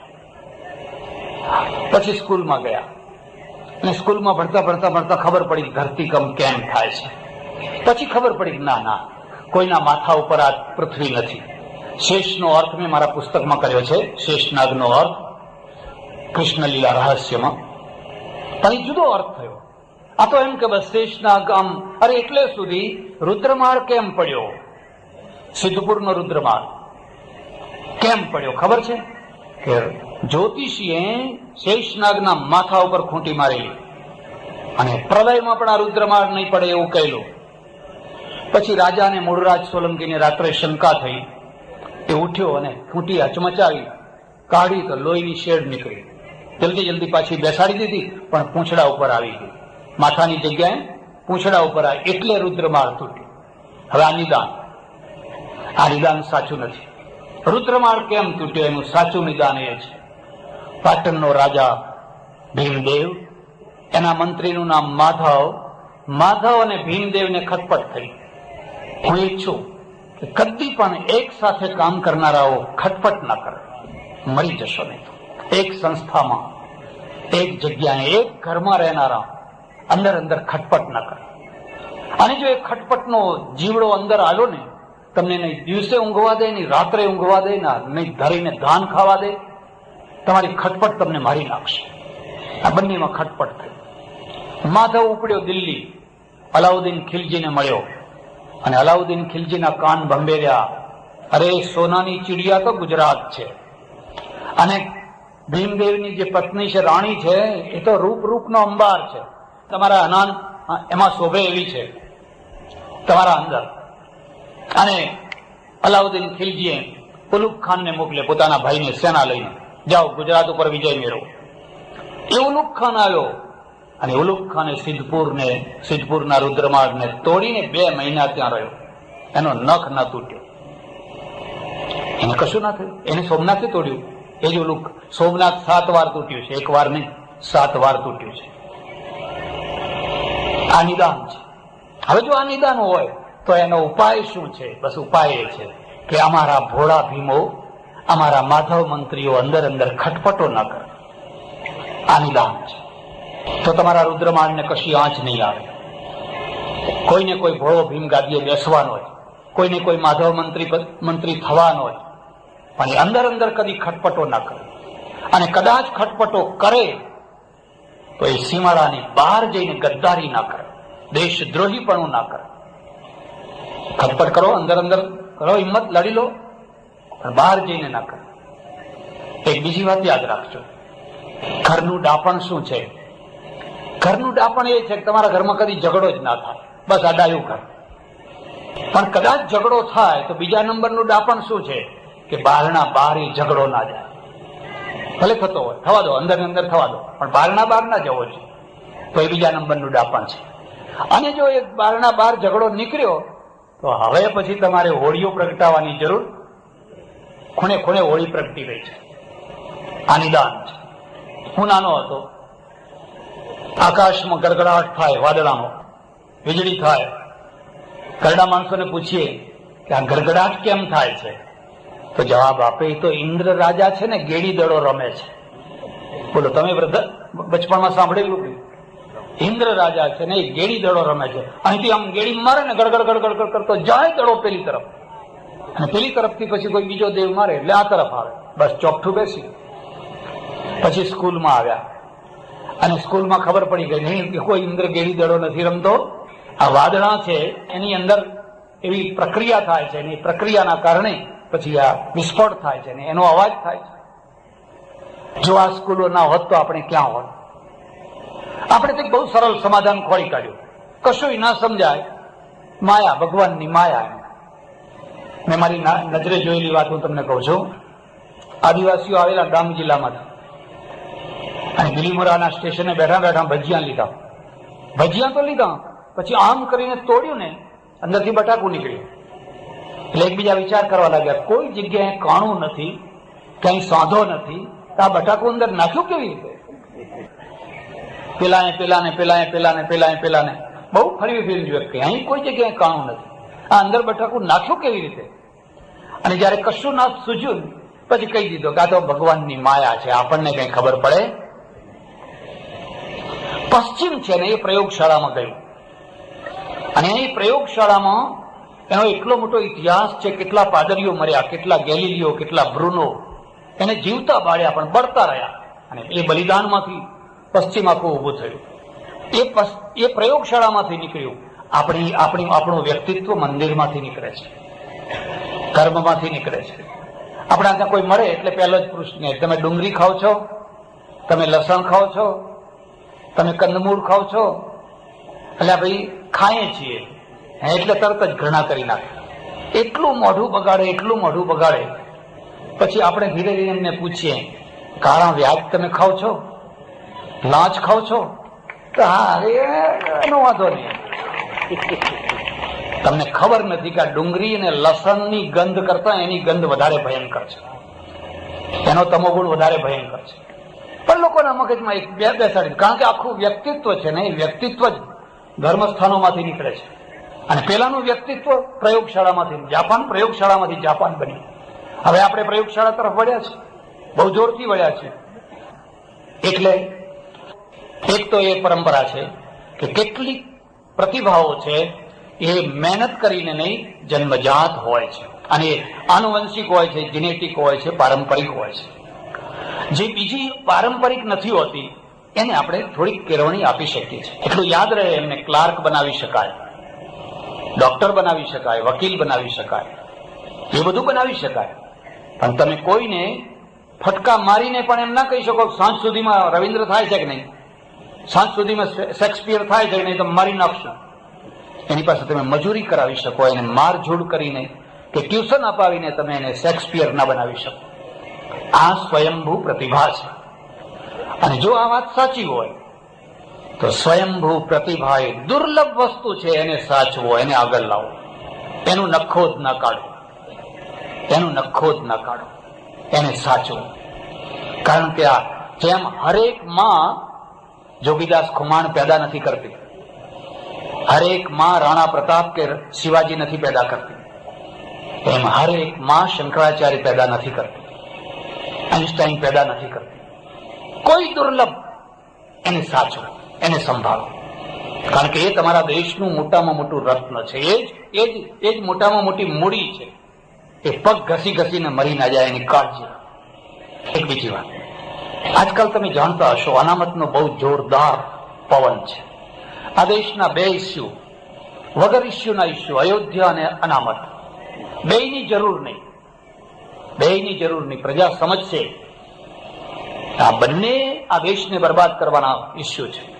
અમારે બેમાંથી એકેની જરૂર નથી. અમારે તો દેશને આગળ લઈ જવો છે. બસ આટલા ટકા વધારો ને આટલા ટકા વધારો ને આટલા ટકા વધારો ને આટલા ટકા વધારો, હોડ ચાલી છે, હોડ. એમાં અમને લઈ લો, અમને લઈ લો, અમને લઈ લો. પણ હું તમને એક ખાસ વાત કહું છું, તમારી જ્ઞાતિ જો અનામતમાં ન હોય તો નિરાશ ના થશો, હતાશ ના થશો. છેલ્લા 50 વર્ષમાં અનામતના ક્ષેત્રમાંથી તમે જુઓ, એક પણ વિશિષ્ટ વ્યક્તિ નથી પેદા થયો. કોઈ વિશિષ્ટ એન્જિનિયર, કોઈ વિશિષ્ટ ડોક્ટર, કોઈ અદ્ભુત માણસ એક પણ નથી થયો. જે થયા એ આમાં થયા છે. અને આના એક નિશ્ચિત કારણ છે. હું તમને એક સામાન્ય દાખલો આપું. પટેલોએ ભણવાનું શરૂ કર્યું, બહુ સારું કર્યું. કારણ કે એમ માનું છું કે સુપર પ્રજા છે ને, એના બે લક્ષણો છે સુપર પ્રજાના. એક તો જરૂર પડે ત્યારે બહુ ઝડપથી એ સ્થળાંતર કરી શકે, દેશ બદલી શકે. અને બીજું, ધંધો બદલી શકે. જે દેશ નથી બદલી શકતા, જે ધંધો નથી બદલી શકતા, એ તો બાપના કુવામાં ત્યાં મરી જતા હોય છે. મુંબઈની જાહો જલાલી કોને આધીન છે? જે દોરી લોટો લઈને આવ્યા હતા એમને આધીન. અને મુંબઈની મૂળ પ્રજા આજે વાસણ ઘસવાનો ધંધો કરે છે. પૂછી જુઓ મુંબઈ વાળા. કલકત્તાની, મુંબઈની, સુરતની મૂળ પ્રજા આજે પણ વાસણ ઘસવાનો ધંધો કરે છે. અને આ બંગલા જોઈને ઈર્ષા કરે છે. એટલે પણ તું બાંધને બંગલા, તને કોને ના? આ તો બહારથી આવેલા છે. જે માઇગ્રેટ નથી થઈ શકતા, માઇગ્રેશન નથી કરી શકતા, એ પ્રજા કદી ઊંચી. આખું અમેરિકા માઇગ્રેશન માંથી થયેલું છે, માઇગ્રેશન માંથી થયેલું આખું અમેરિકા છે. અને ધંધો બદલી શકે. બસ એ નહીં કહે બાપનો ધંધો છે એને પકડી રાખો કાયમ માટે. પટેલોની જ વાત કરો. એમણે હળ પડતું મૂક્યું ને ત્રાજવું પકડ્યું. જયારે પહેલું ત્રાજવું પકડ્યું ત્યારે ગંજ બજારના વાણિયા એમને કહેતા, પટેલ બળદના પૂંછડા આંબળો, આ કામ તમારું નહીં, હોના હાયટ કરશો. હવે આજે તમે જુઓ છો, જ્યાં જુઓ ત્યાં પટેલ પટેલ પટેલ પટેલ પટેલ. આખો ગુજરાતનો વેપાર પટેલની મુઠ્ઠીમાં. આર્કિટેક્ટ પટેલ, વકીલ પટેલ, ડોક્ટર પટેલ, ઉદ્યોગપતિ પટેલ, રાજનેતા પટેલ, એકે એક પરાકાષ્ઠા એજન્ટ જુઓ. અને આ પરાકાષ્ઠા માત્ર 40-50 વર્ષની, વધારે નહીં, 40-50 વર્ષની. 50 વર્ષ પહેલા જુઓ, એના ઘરમાં અભણ માણસ હતો. હું ઘણી વાર વિચાર કરું, 50 વર્ષમાં જે જ્ઞાતિએ આટલી મોટી હરણફાળ ભરી, એ જો 500 વર્ષ પહેલા એને ભણવાનું શરૂ કર્યું હોત તો, 500 વર્ષ પહેલા જો એને ભણવાનું શરૂ કર્યું હોત તો આજે અમેરિકાના ઉતરેલા કપડા આપણે ના પહેરવા પડ્યા હોત, આપણા ઉતરેલા કપડા અમેરિકા પહેરતું હોત. 40 વર્ષમાં પ્રજાને, તમે લંડનમાં જાઓ, અમેરિકામાં જાઓ, પટેલ પટેલ પટેલ પટેલ. અહીંથી તમે જઈને સુરતમાં જુઓ, હીરાનો ધંધો કોણ કરે છે? મેં અમારા ઓળખીતા ઘણા મેં પૂછ્યું કે તમારા બાપ દાદા હીરાનો ધંધો કરતા? કે બાપુ અમે તો નજરે નહીં જોયેલો હીરો કેવો હોય. દરબારી રાજ્યમાં ઊંચા ના આવવા દે, એના ઉપર અવરોધ હતો. અને અવરોધના કારણે એની અંદર જે જેનેટિક ક્ષમતા છે એને પાંગરવાની કોઈ તક નથી મળતી. એવા કેવી કેટલીય કોમો હતી જેના ઉપર અવરોધ પડ્યો હતો. જેનેટિક ક્ષમતા હતી પણ ધર્મના અવરોધથી, સમાજના અવરોધથી, રાજ અવરોધથી એના ઉપર પથ્થરો મૂકી દીધો એટલે એ હંમેશા દબાયેલી કચડાયેલી પ્રજા રહી. એ અવરોધ ખસ્યો અને ફટ દઈને છોડ પાંગરી ઉઠ્યો. આજે કેટલો મોટો છોડ પાંગરી છે. એનામાં જેનેટિક ક્ષમતા છે. શરત એટલી છે કે એને કેળવવાની જરૂર છે. અને કેળવવાનું કામ ક્યાં થઈ શકે? આવી સ્કૂલોમાં થઈ શકે, આ આચાર્યો કરી શકે, કારણ કે કેળવાયેલા છે. કોલેજોમાં થઈ શકે, કેળવાયેલા છે. એક ટાઈમ હતો જયારે પ્રાથમિક શાળામાં ભણે પછી હાઈસ્કૂલનું મોઢું ના જોઈ શકે. હાઈસ્કૂલ કંઈક દૂર હોય, તાલુકામાં એકાદ હોય કે, અને કોલેજ તો મુંબઈમાં કોલેજ, પછી અમદાવાદ, વડોદરા. અને કોલેજમાં ભણનારનો તો કઈ રૂઆબ હોય ને, પ્રોફેસર એટલે તો જ્યાં દેવદૂત કહેવાય. હવે આજે તો તમે જાણો છો કે કેમ આખું ડિવેલ્યુએશન થઈ ગયું, આખું ડિવેલ્યુએશન. શાળાના મકાનો ભવ્ય બન્યા, એમાં કોઈ ના નહીં. તમારે 5 લાખ જોઈએ, 25 લાખ આપે, પૈસાની હવે કોઈ કમી નથી. મકાનો ભવ્ય બન્યા, પણ અંદરના દેવ ભવ્ય ના થઈ શક્યા. અંદરના દેવ છે એ ભવ્ય ના થઈ શકાય. કેટલીક જગ્યાએ ભવ્ય છે. આજે પણ સારામાં સારા આચાર્યો મારા ઓળખીતા છે, સારામાં સારા વિદ્યાર્થીઓ પણ છે. પણ એટલું યાદ રાખજો, સારી ઘટના એ સમાચાર નથી. ખ્યાલ આવે છે? પેપર વાળા કોઈ સારી ઘટનાને સમાચાર બનાવતા જ નથી. કઈ મારામારી થઈ હોય, કઈ બળાત્કાર, કઈ એવું તેવું થયું હોય એને લાઈન આપીને સમાચાર બનાવે. ખરાબ ઘટના એ જ સમાચાર છે. 12 મહિના સુધી તમારી સ્કૂલ સારી રીતે ચાલે, કોઈ સમાચારમાં ના આવે. અને એકાદ છોકરો કંઈક કરી દેશે, તરત જ એ સમાચાર બની જાય. આજે પણ સારા આચાર્યો છે, સારા વિદ્યાર્થીઓ છે, સારા વાલીઓ છે, બધા સારા સંચાલકો છે. સોંપી દીધું આચાર્ય, લો આ ચલાવો. 5 રૂપિયા જોઈતા તમે 10 આપશું, પણ આ સોંપ્યું બધું ચલાવો. બધા જ બગડી ગયા છે એ વાત ખોટી છે. ઘણા સારા છે, પણ એક બહુ મોટી નિરાશા છે. અને એટલી મોટી નિરાશા છે કે સારો માણસ સારો રહી શકતો નથી. એને સારા રહેવાનો દંડ ભરવો પડે છે. અને નબળો માણસ છે એ નબળાઈના લાભ મેળવે છે. ઢીલા લહેર કરો. સારા થયા તો મર્યા, અને નબળા થયા તો લીલા લહેર કરો. તમારે એક વાર સ્કૂલમાં દાખલ થઈ જાઓ, 1 લાખ 1.5 લાખ જે ભાવ ચાલતો હોય આપી લો. પછી રાષ્ટ્રપતિને કાઢી શકાય, પ્રધાનમંત્રીને કાઢી શકાય, પણ કોઈની માએ સૂંઠ નથી કાઢી કે કોઈ શિક્ષકને તમે કાઢી શકો. એ ભણાવે તો એવા હવા, ના ભણાવે તો એવા હવા, આવે તો એવા હવા, ના આવે તો એવા હવા. આ સ્થિતિ છે. અને એ સ્થિતિએ બેંકોની વ્યવસ્થા બગાડી, સ્કૂલોની વ્યવસ્થા બગાડી, ઓફિસોની વ્યવસ્થા બગાડી. સારા ઓફિસરો આજે રડે છે, અમારે આ નોકરી છોડી દેવી છે. કારણ કે અમારું નીચે હાથ નીચેના માણસો આગળ ઉપજતું નથી. લાચાર થઈને અમારે બેસી રહેવું પડે છે. ત્યારે સજ્જનો, આજે જયારે આપણને સુવર્ણ જયંતિ આપણે ઉજવી રહ્યા છીએ, ત્યારે આપણે આ જોવાનું છે. માણસની પાસે અનલિમિટ પરમેશ્વરે બુદ્ધિ આપી છે. કેટલી ઝડપથી તમે એ બુદ્ધિને જગાડી શકો છો. આપણી પ્રતિભાઓને અમેરિકા વીણીને લઈ જાય છે, અને આપણને એનો કોઈ અફસોસ નથી, પાછો એનું દુઃખે નથી. આપણે આપણી પ્રતિભાઓને વીણીને ભેગી કરીએ અને એ પ્રતિભાઓને આગળ વધારીએ. જેમની પાસે બહુ મોટી પ્રતિભા નથી એમને પણ કેળવણી આપી અને અમુક લાઈન સુધી લાવી શકાય, અમુક કક્ષા સુધી લાવી શકાય. એ અમુક કામ તો કરી શકે. જો આ બંને કામ આપણે કરી શકીએ તો હું સમજુ છું કે ભારતનું ભવિષ્ય અત્યંત ઉજ્જવળ છે. તમારી પાસે બુદ્ધિ છે, નથી એમને? બ્રાહ્મણો લઈ લો. આ બ્રાહ્મણો તરત જ ટીપણું પડતું મૂક્યું અને કોઈ મામલતદાર થયા, કોઈ કલેક્ટર થયા, કોઈ વકીલ થયા, કોઈ ડોક્ટર થયા. આજે કોઈ જમવા તૈયાર નથી. હું પોતે બ્રાહ્મણ છું અને મેં 19 વર્ષની ઉંમરે પ્રતિજ્ઞા કરેલી બ્રાહ્મણ તરીકે કોઈના ઘેર જમવા નહીં જાઉં. હા, વ્યવહારમાં એકબીજાના હોય તો જમવા જાઉં. હું ગાયત્રી નથી કરતો ત્યારે હું એમ સમજતો, તો બળદ થઈને પાછું આપવું પડશે એમ હું સમજતો. ત્યારે હવે તો હું સમજુ છું કે એવું કઈ નહીં થવું પડે, પણ ત્યારે એમ સમજતો બળદ થઈને પાછું. એટલી ખુમારી છે. અને હું એક બીજી વાત પણ માનું છું, પ્રજાને જો ઊંચી લાવવી હોય ને, એને મફતનું ખાતું બંધ કરો. બસ આપોઆપ પ્રજા ઊંચી આવી જશે. મારે ત્યાં ઊંઝામાં આશ્રમ છે, 1 મહિનો રામાયણ ઉપર પ્રવચનો ચાલવાના. એક 80 વર્ષના પટેલ ડોહા આવ્યા. મને કે મારે 1 મહિનો તમારા પ્રવચન સાંભળવા છે, મને રહેવા દેશો? મેં કહું રહો ખુશીથી. શું ચાર્જ ભરવાનો? કશો નહીં, ચાર્જ ભરી હોતો હશે કે ના, હું પાટીદારનો દીકરો, મફત ના ખાઉં. હું એ ડોહાનો ચહેરો જોયા કરું, ઓહો, એક માણસ એવો નીકળ્યો કે હું પાટીદારનો દીકરો મફત ના ખાઉં. અહીં તો બધા મફતલાલ ભેગા થયા, જ્યાં જુઓ ત્યાં મફતલાલ. અને આ એમ કે છે કે હું મફત નહીં ખાઉં. કેટલાક માણસો ખરેખર દર્શનીય હોય છે.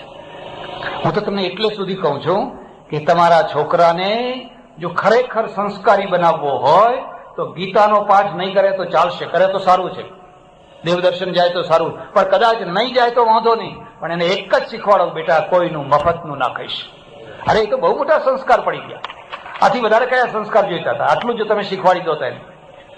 પણ એ જોઈએ કે દરેક જગ્યાએ ઘણા લોકો એવા હોય ને એમને કોઈ પણ જમણવારમાં આમંત્રણની જરૂર જ ના હોય.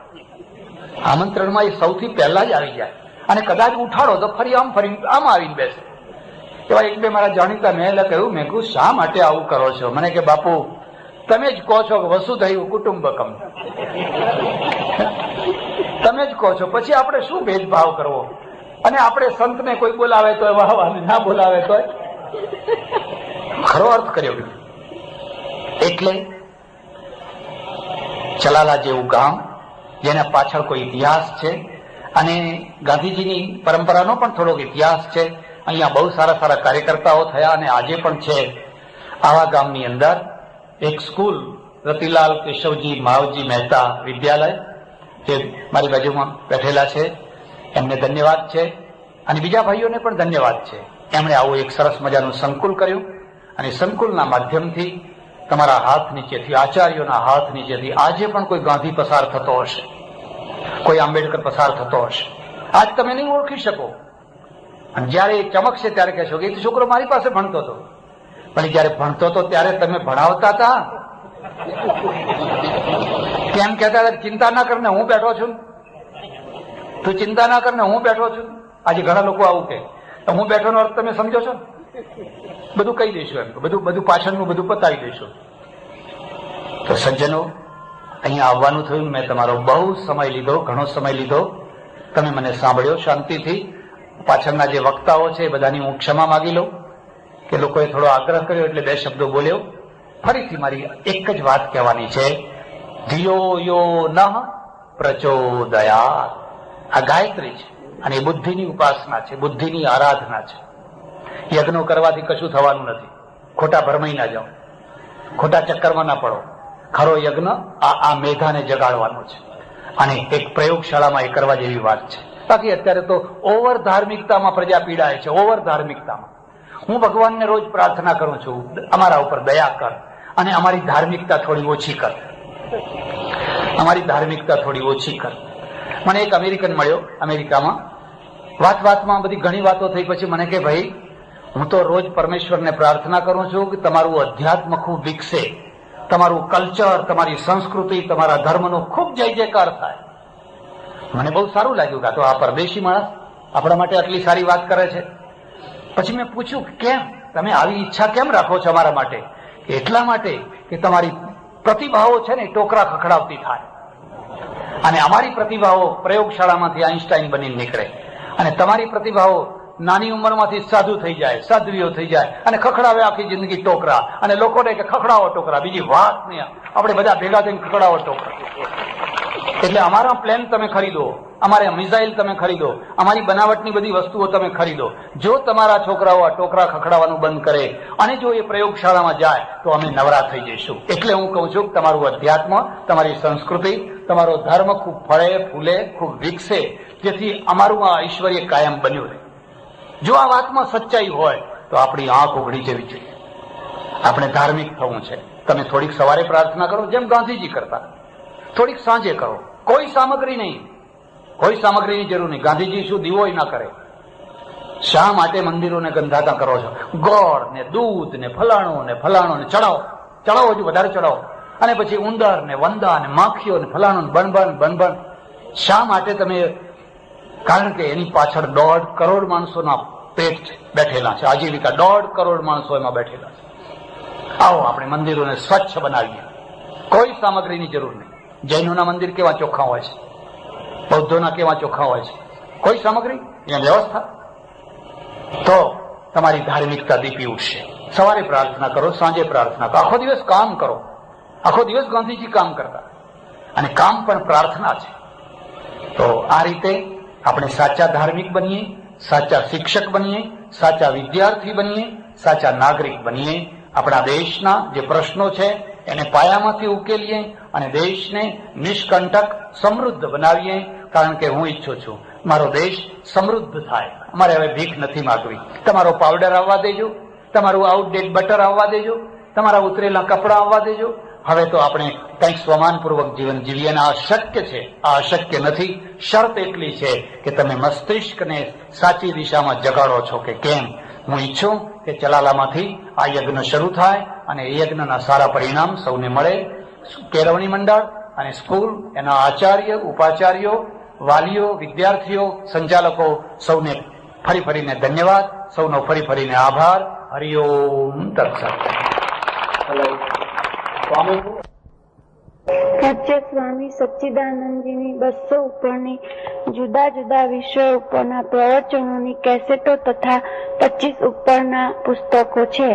આપ સૌ વધુમાં વધુ આ કેસેટોને સાંભળો તથા સંભળાવો તથા પુસ્તકો વાંચો તથા વંચાવો, જેથી ધર્મ તથા સમાજમાં જરૂરી સુધારા થાય તથા જાગૃતિ આવે. સ્વામીજીની પ્રત્યેક કેસેટની પોતાના ઉપયોગ માટે નકલ કરવાની છૂટ છે. આપને જો અમેરિકા ફ્રાન્સનો ઇતિહાસ જોજો. ફ્રાન્સની વિલાસી પ્રજા યુદ્ધમાં ટકી ન શકી. જર્મનોના, અંગ્રેજોના આગળ ટકી ન શકી અને લશ્કર છે એ ભાગમ ભાગ કરવા લાગ્યું. જયારે ભાગતું લશ્કર છે ને, કાયરોનું લશ્કર દોડતું પાછું ફરી રહ્યું છે. 17 વર્ષની એક ખેડૂતની છોકરી, જોન ઓફ આર્ક, 17 વર્ષની એક ખેડૂતની અભણ છોકરી એના ખેતરમાંથી આવી રહી છે. પેલા ધાડા ડરના માર્યા, બીકના માર્યા ધડાધડ દોડી રહ્યા. એને કહ્યું કે આ કેમ દોડી રહ્યા? પાછળ અંગ્રેજો આવે છે, અંગ્રેજોથી ડરીને આ લોકો દોડી રહ્યા છે. અને 17 વર્ષની છોકરીને કઈ જનૂન ચડ્યું. એને એક સોલ્જરને જોરથી માર્યો તમાચો ને નીચે પછાડીને એનો ઘોડો હાથમાં લઈ લીધો અને ઘોડા ઉપર પોતે ચડી ગઈ. અને ઘોડા ઉપર ચડી હાથમાં જે કઈ હથિયાર આવ્યું એ લઈ લશ્કરના આગળ ફરી વળી, દોડાવીને આગળ ફરી વળીને ઉભી રહી અને રોક્યું લશ્કરને. બાયલાઓ, કાયરો, ચૂડીઓ પહેરો. મરવા માટે સિપાહી થયા છો કે ઘરમાં પેસવા? અને ઘરમાં પેસી જશો તો કૂતરાના મોતે મરશો. પેલા અંગ્રેજો છે તમારી બોટી બોટી કરી નાખશે. અને ઘરમાં પેસીને કૂતરાના મોતે મરવું હોય એના કરતા તો બહેતર છે તમે રણભૂમિ ઉપર મરો, તો તમારા પારિયા થાય, તો તમારી ખાંભીઓ થાય, તો લોકો એના ઉપર સિંદૂર ચડાવે. ભગવાનની ગીતામાં લખ્યું, સ્ત્રીનામ વાક્ય મારી વિભૂતિ. સ્ત્રી જયારે બોલે તો એની જે વાણી છે એમાં પરમેશ્વરની વિભૂતિ આપે. એ ધારે તો મર્દા હોય એ મર્દાને જીવતા કરે, અને એ ધારે તો જીવતાને મર્દા કરે. બે કરી શકે. અને આ મર્દાને એને જીવતા આખું લશ્કર પાછું કર્યું. આખું લશ્કર. પેલી જોન ઓફ આર્ક આગળ થઈ, 17 વર્ષની છોકરી, અને લશ્કર જે કાયર થઈને ભાગતું તો એ પાછળ દોડવા માંડ્યું. બહુ ઘમાસાણ યુદ્ધ થયું. અંગ્રેજોને થયું કે આ કેમ થયું, કેમનું થયું, આ કઈ જાદુ થયું, ચમત્કાર થયો કે શું થયું? પછી ખબર પડી કે એક છોકરી છે એ મોરચે મોરચે એક ચોકીએ ચોકીએ ફરે છે ઘોડો લઈ, અને બધાને પ્રાણની અંદર લોહી ગરમ કરી નાખે. દગો કરીને છોકરીને પકડી, અંગ્રેજોએ પકડી એને ત્યાં લઈ ગયા. એને જીવતી બાળી, પણ એ બળતા બળતા મારું ફ્રાન્સ, મારો દેશ, મારો સ્વદેશ એક જ શબ્દ બોલતી રહી. આજે જઈને જોજો, પેરિસમાં એનું સોનાનું પૂતળું મૂકેલું છે. એ જોન ઓફ આર્કનું સોનાનું પૂતળું મૂકેલું છે. એક પેરિસનો માણસ જઈને એના આગળ ટોપી ઉતારીને ઉભો રહે છે કે આ વીરાંગના રણચંડીએ એક ટાઈમે અમારા કાયર દેશને બળવાન બનાવ્યો હતો, વીર બનાવ્યો હતો. આજે એની સ્મૃતિ છે. તમને ખબર હશે, ઇઝરાયલનું એક પ્લેન છે ને, એ પ્લેન હાઈજેક કરવામાં આવેલું, અને પ્લેનને પછી યુગાન્ડામાં એન્ટેબી હવાઈ મથક ઉપર લઈ ગયેલા, અને ત્યારે ઈડી અમીનનું રાજ હતો. અને એ જે પ્લેન છે એના ઉપર 2 ફિલ્મ ઉતરી, 2 મેં જોઈ પરદેશમાં, બંને પેલા મગાવીએ કેસેટ એટલે જોઈએ. અને આ યહૂદીઓએ કઈ ગજબનું પરાક્રમ કર્યું છે, કઈ પરાક્રમ કર્યું છે. પેલા બધા માણસોને ભોંયરામાં રાખેલા, બધા માણસોને. આ મગજનો ગાંડો માણસ ઈદી અમીન બધાને કહી દીધેલું કે આ ફલાણી તારીખ સુધી નહીં નિર્ણય થાય તમને મારી નાખવામાં આવશે. અને એ બધા નક્કી કરી લાયા, મીણબત્તી સળગાવીને બેઠેલા. યહૂદી એટલે પ્રાર્થના કરે કે હે મારા પ્રભુ, અમારે આવી રીતે મરવાનું હશે, આમ હશે તેમ હશે, આંખમાં રોતા કકડતા. આ બાજુ પોલિટિક્સ, ઇઝરાયલના પ્રધાનમંત્રીએ વાર્તા ચાલુ રાખી, તમે માની જાઓ, આમ કરો તેમ કરો, એમ કરતા કરતા ટાઈમ પાસ કરાયો. અને બીજી તરફ જે સોલ્જરો છે ને એમને કહ્યું કે આ કામ આપણે કરવાનું છે. કોઈ વાર નકશો જોજો, ક્યાં ઇઝરાયલ અને ક્યાં આફ્રિકા, અને આફ્રિકામાં ક્યાં યુગાન્ડા. યુગાન્ડાને દરિયા કિનારો નહીં પાછો, વચ્ચે દેશ પાર કરીને જવાનું પ્લાન બનાયા અને રિહર્સલ કર્યું. કેટલા ટાઈમમાં તમે છોડાવી શકો? પહેલું રિહર્સલ થયું 50 મિનિટ. 50 મિનિટનો ટાઈમ જોઈએ, ના આટલો ટાઈમ ના મળે. બીજું રિહર્સલ કર્યું 48 મિનિટ, આટલા ટાઈમે ના થઈ શકે. ત્રીજું રિહર્સલ કર્યું 32 મિનિટ, બરાબર છે. અને C-130 મોટા જહાજ માલ ભરવાના હો, એ માલ ભરવાના જહાજોની અંદર તોપો ચડાવી, એની અંદર કમાન્ડો પેઢા, બીજા 2 જહાજ, એક આખું હોસ્પિટલનું, એક બીજું, 3 જહાજો. પેલા નૈરોબી વાળાને, મંબાસા વાળાને કહ્યું કે અમારા જહાજોને તમે બળતણ આપજો.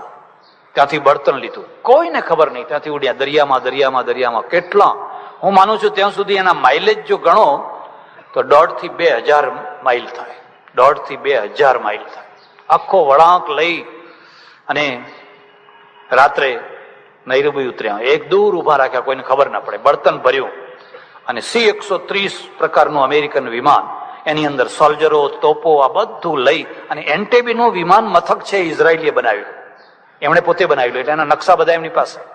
અને રજે રજની માહિતી, એટલા ગુપ્તચરો. એમાંના એક માણસને ઈદી અમીન બનાવ્યો, કાળો રંગ કર્યો, એના જેવા જ કપડાં પહેરાવ્યા, એના જેવું જ પેલું, અને એના જેવી જ મર્સિડીઝ ગાડી લઈ ગયા પાછા પેલા વિમાનમાં. એટલે મર્સિડીઝ ગાડી લઈ ગયા, અને જયારે વિમાન દૂર પણ ઉતર્યું એ જ વખતે એક ફ્લાઇટ આવવાનો ટાઈમ. એટલે આ બધા રાતના 1 વાગે, કોઈને ખ્યાલ નહીં, એને ઉતાર્યું ને પેલો મર્સિડીઝ ગાડી લઈને આવ્યો. કોણ? ઇઝરાયલનો યહૂદી, જાડો કાળો મેશ. એટલે પેલા સલામ કરી, સેલ્યુટ કરી કે આ તો આપણો ઈદી આવ્યો. આગળ ગયો એક જર્મન છોકરી, હાઈજેક કરવામાં મહત્વનો ભાગ ભજવનારી, અને આ બધાને સફેદ પટ્ટીઓ માથે બાંધી દીધેલી, રાત્રે અંધારામાં આપણને ના મારી નાખીએ.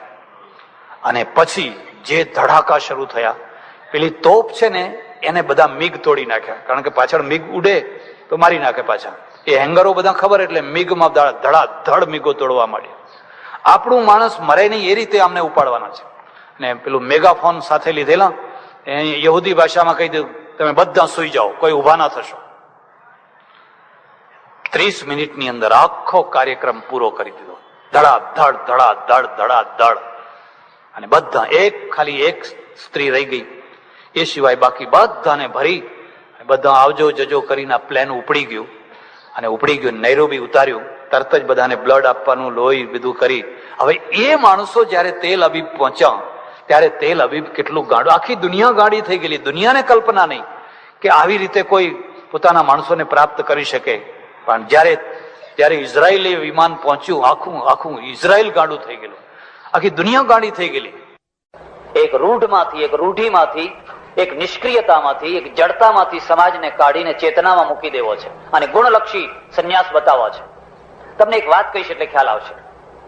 ભાવનગરના દરબાર, અંગ્રેજો નવા આવેલા, અને અંગ્રેજો એટલે એક બહુ ડાહી પ્રજા. એમણે વિચાર કર્યો કે હિન્દુસ્તાન ઉપર જો રાજ કરવું હોય ને તો હિન્દુસ્તાનનું નાક પકડો, નાક પકડો, પગ પકડો, હાથ પકડો, બહુ જોર નહીં કરી શકાય. એક જડતામાંથી સમાજને કાઢીને ચેતનામાં મૂકી દેવો છે અને ગુણલક્ષી સંન્યાસ બતાવવો છે. તમને એક વાત કહીશ એટલે ખ્યાલ આવશે. ભાવનગરના દરબાર, અંગ્રેજો નવા આવેલા, અને અંગ્રેજો એટલે એક બહુ ડાહી પ્રજા. એમણે વિચાર કર્યો કે હિન્દુસ્તાન ઉપર જો રાજ કરવું હોય ને તો હિન્દુસ્તાનનું નાક પકડો, નાક પકડો, પગ પકડો, હાથ પકડો, બહુ જોર નહીં કરી શકાય, પણ નાક પકડો. અને નાક એટલે બંદરો.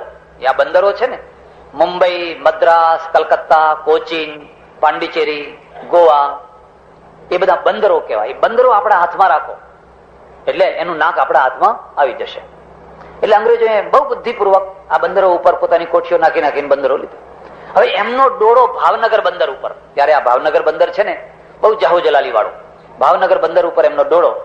એટલે શું કરે કે દરબારને મનાવે, પણ દરબાર તૈયાર થાય. પછી બન્યું એવું, એક વાર દરબારને ખૂબ જરાક નાસ્તો બાસ્તો આમ તેમ મહેફિલમાં બરાબર ચકચૂર કર્યા અને દરબાર તો રાજી થઈ ગયા. એમણે ભાવનગર બંદર લખી આપ્યું, સહી કરી આપી. લો ત્યારે હવે ભાવનગર બંદર તમને કેટલા દિવસથી કે કરતા હતા, જાઓ તમને ભાવનગર બંદર આપ્યું તો ખરું. પણ જયારે નિશો ઉતર્યો ને, નિશો ત્યાર ગયા રાત્રે નિશો ઉતર્યો અને ચિંતા થઈ, આ તો મારું સર્વસ્વ ગયું, હવે મારે કરવું શું? મંત્રીઓને બોલાયા, રાત્રે દિવાનને બોલાયો, ફલાણાને બોલાયો. બાપુ આ તો લખી આપ્યું એટલે હવે એ તો આપવું જ પડે, બીજો કોઈ રસ્તો નહીં, એ તો આપવું જ પડશે. પણ ના આપવું પડે એવું કઈ ખોળી કાઢો. તો કે એક છે રસ્તો. આપણા જે જૂના દિવાન હતા ને, નાગર બ્રાહ્મણ, ગગા ઓઝા, એમણે સંન્યાસ લીધો છે અને કઈ ગામડામાં આમ તેમ કઈ વિચરણ કર્યા કરે છે. જો ગગા ઓઝાને બોલાવો તો ગગા ઓઝા કઈ રસ્તો લાવે. મુત્સદ્દીની સમયે કિંમત થતી હોય છે. ઘોડા છોડ્યા, ચારે રાત્રે ઘોડા છોડ્યા, જ્યાં હોય ત્યાંથી ગગા ઓઝાને પગમાં પડીને લઈ આવો.